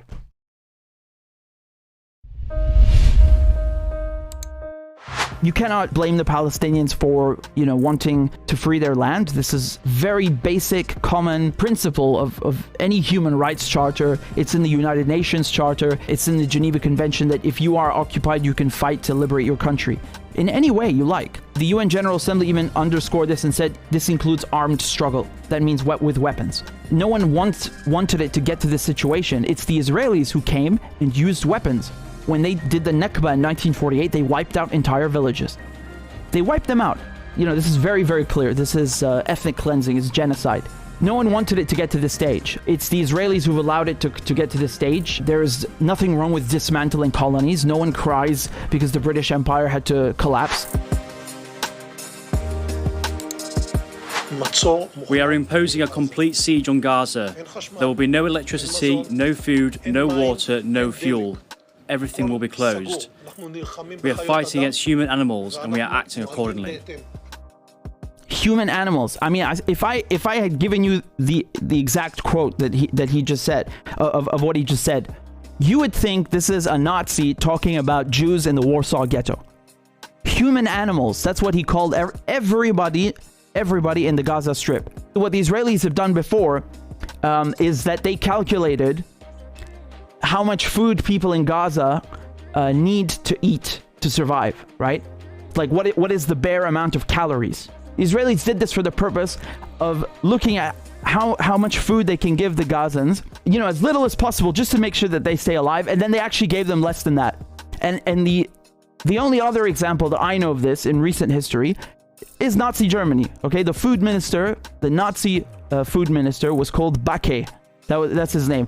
He did something called the hunger plan. You can take a guess. You can guess already what it was.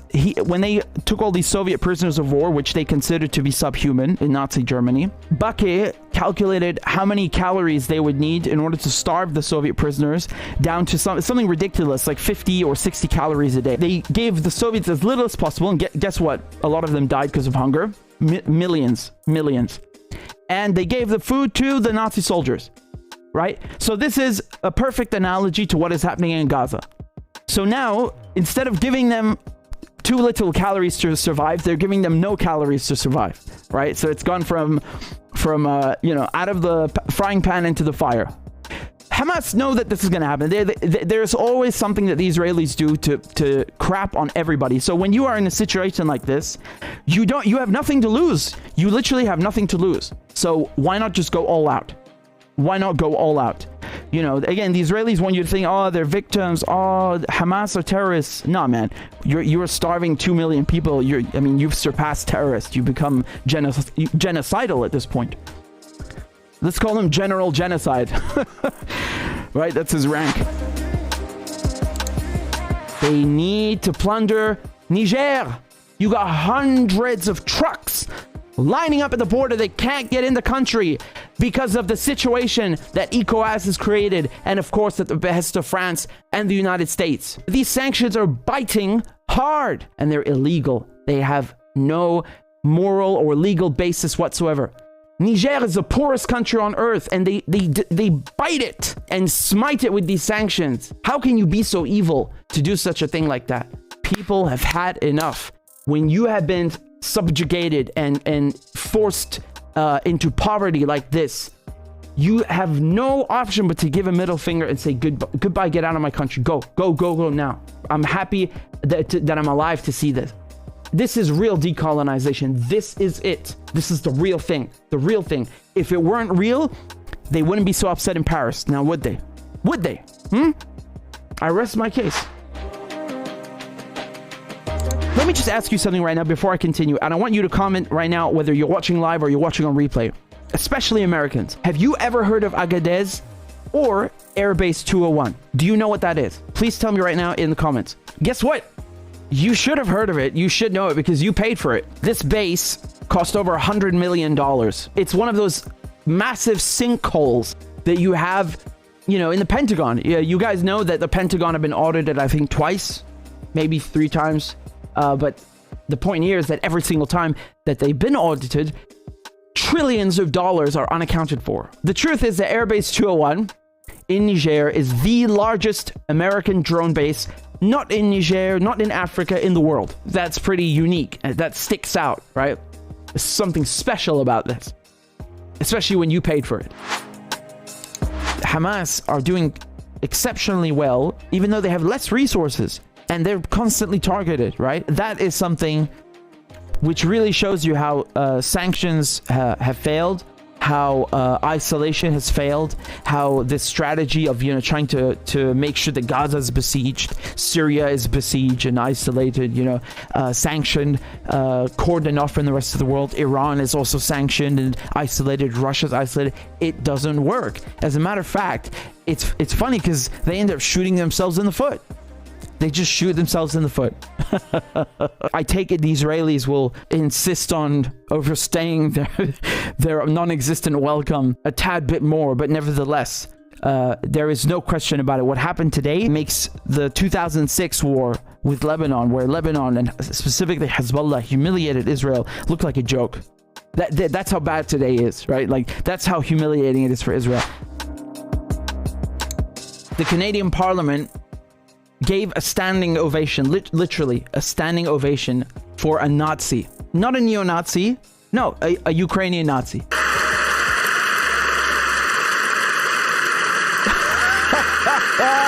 He's like, oh, wait till they find out. He's a Ukrainian hero, a Canadian hero, and we thank him for all his service. Thank you. No, the hell you don't. These are photos of him in World War II in the SS Galicia division. So this is the 14th division of the Waffen SS. Here's Trudeau. Look at him try to wiggle his way out like some worm. It's extremely upsetting that this happened. The speaker has acknowledged his mistake. It's going to be really important that all of us push back against Russian propaganda, Russian disinformation, and continue. Dude, what disinformation? Did you not applaud a Nazi? Are you not arming Nazis in Ukraine?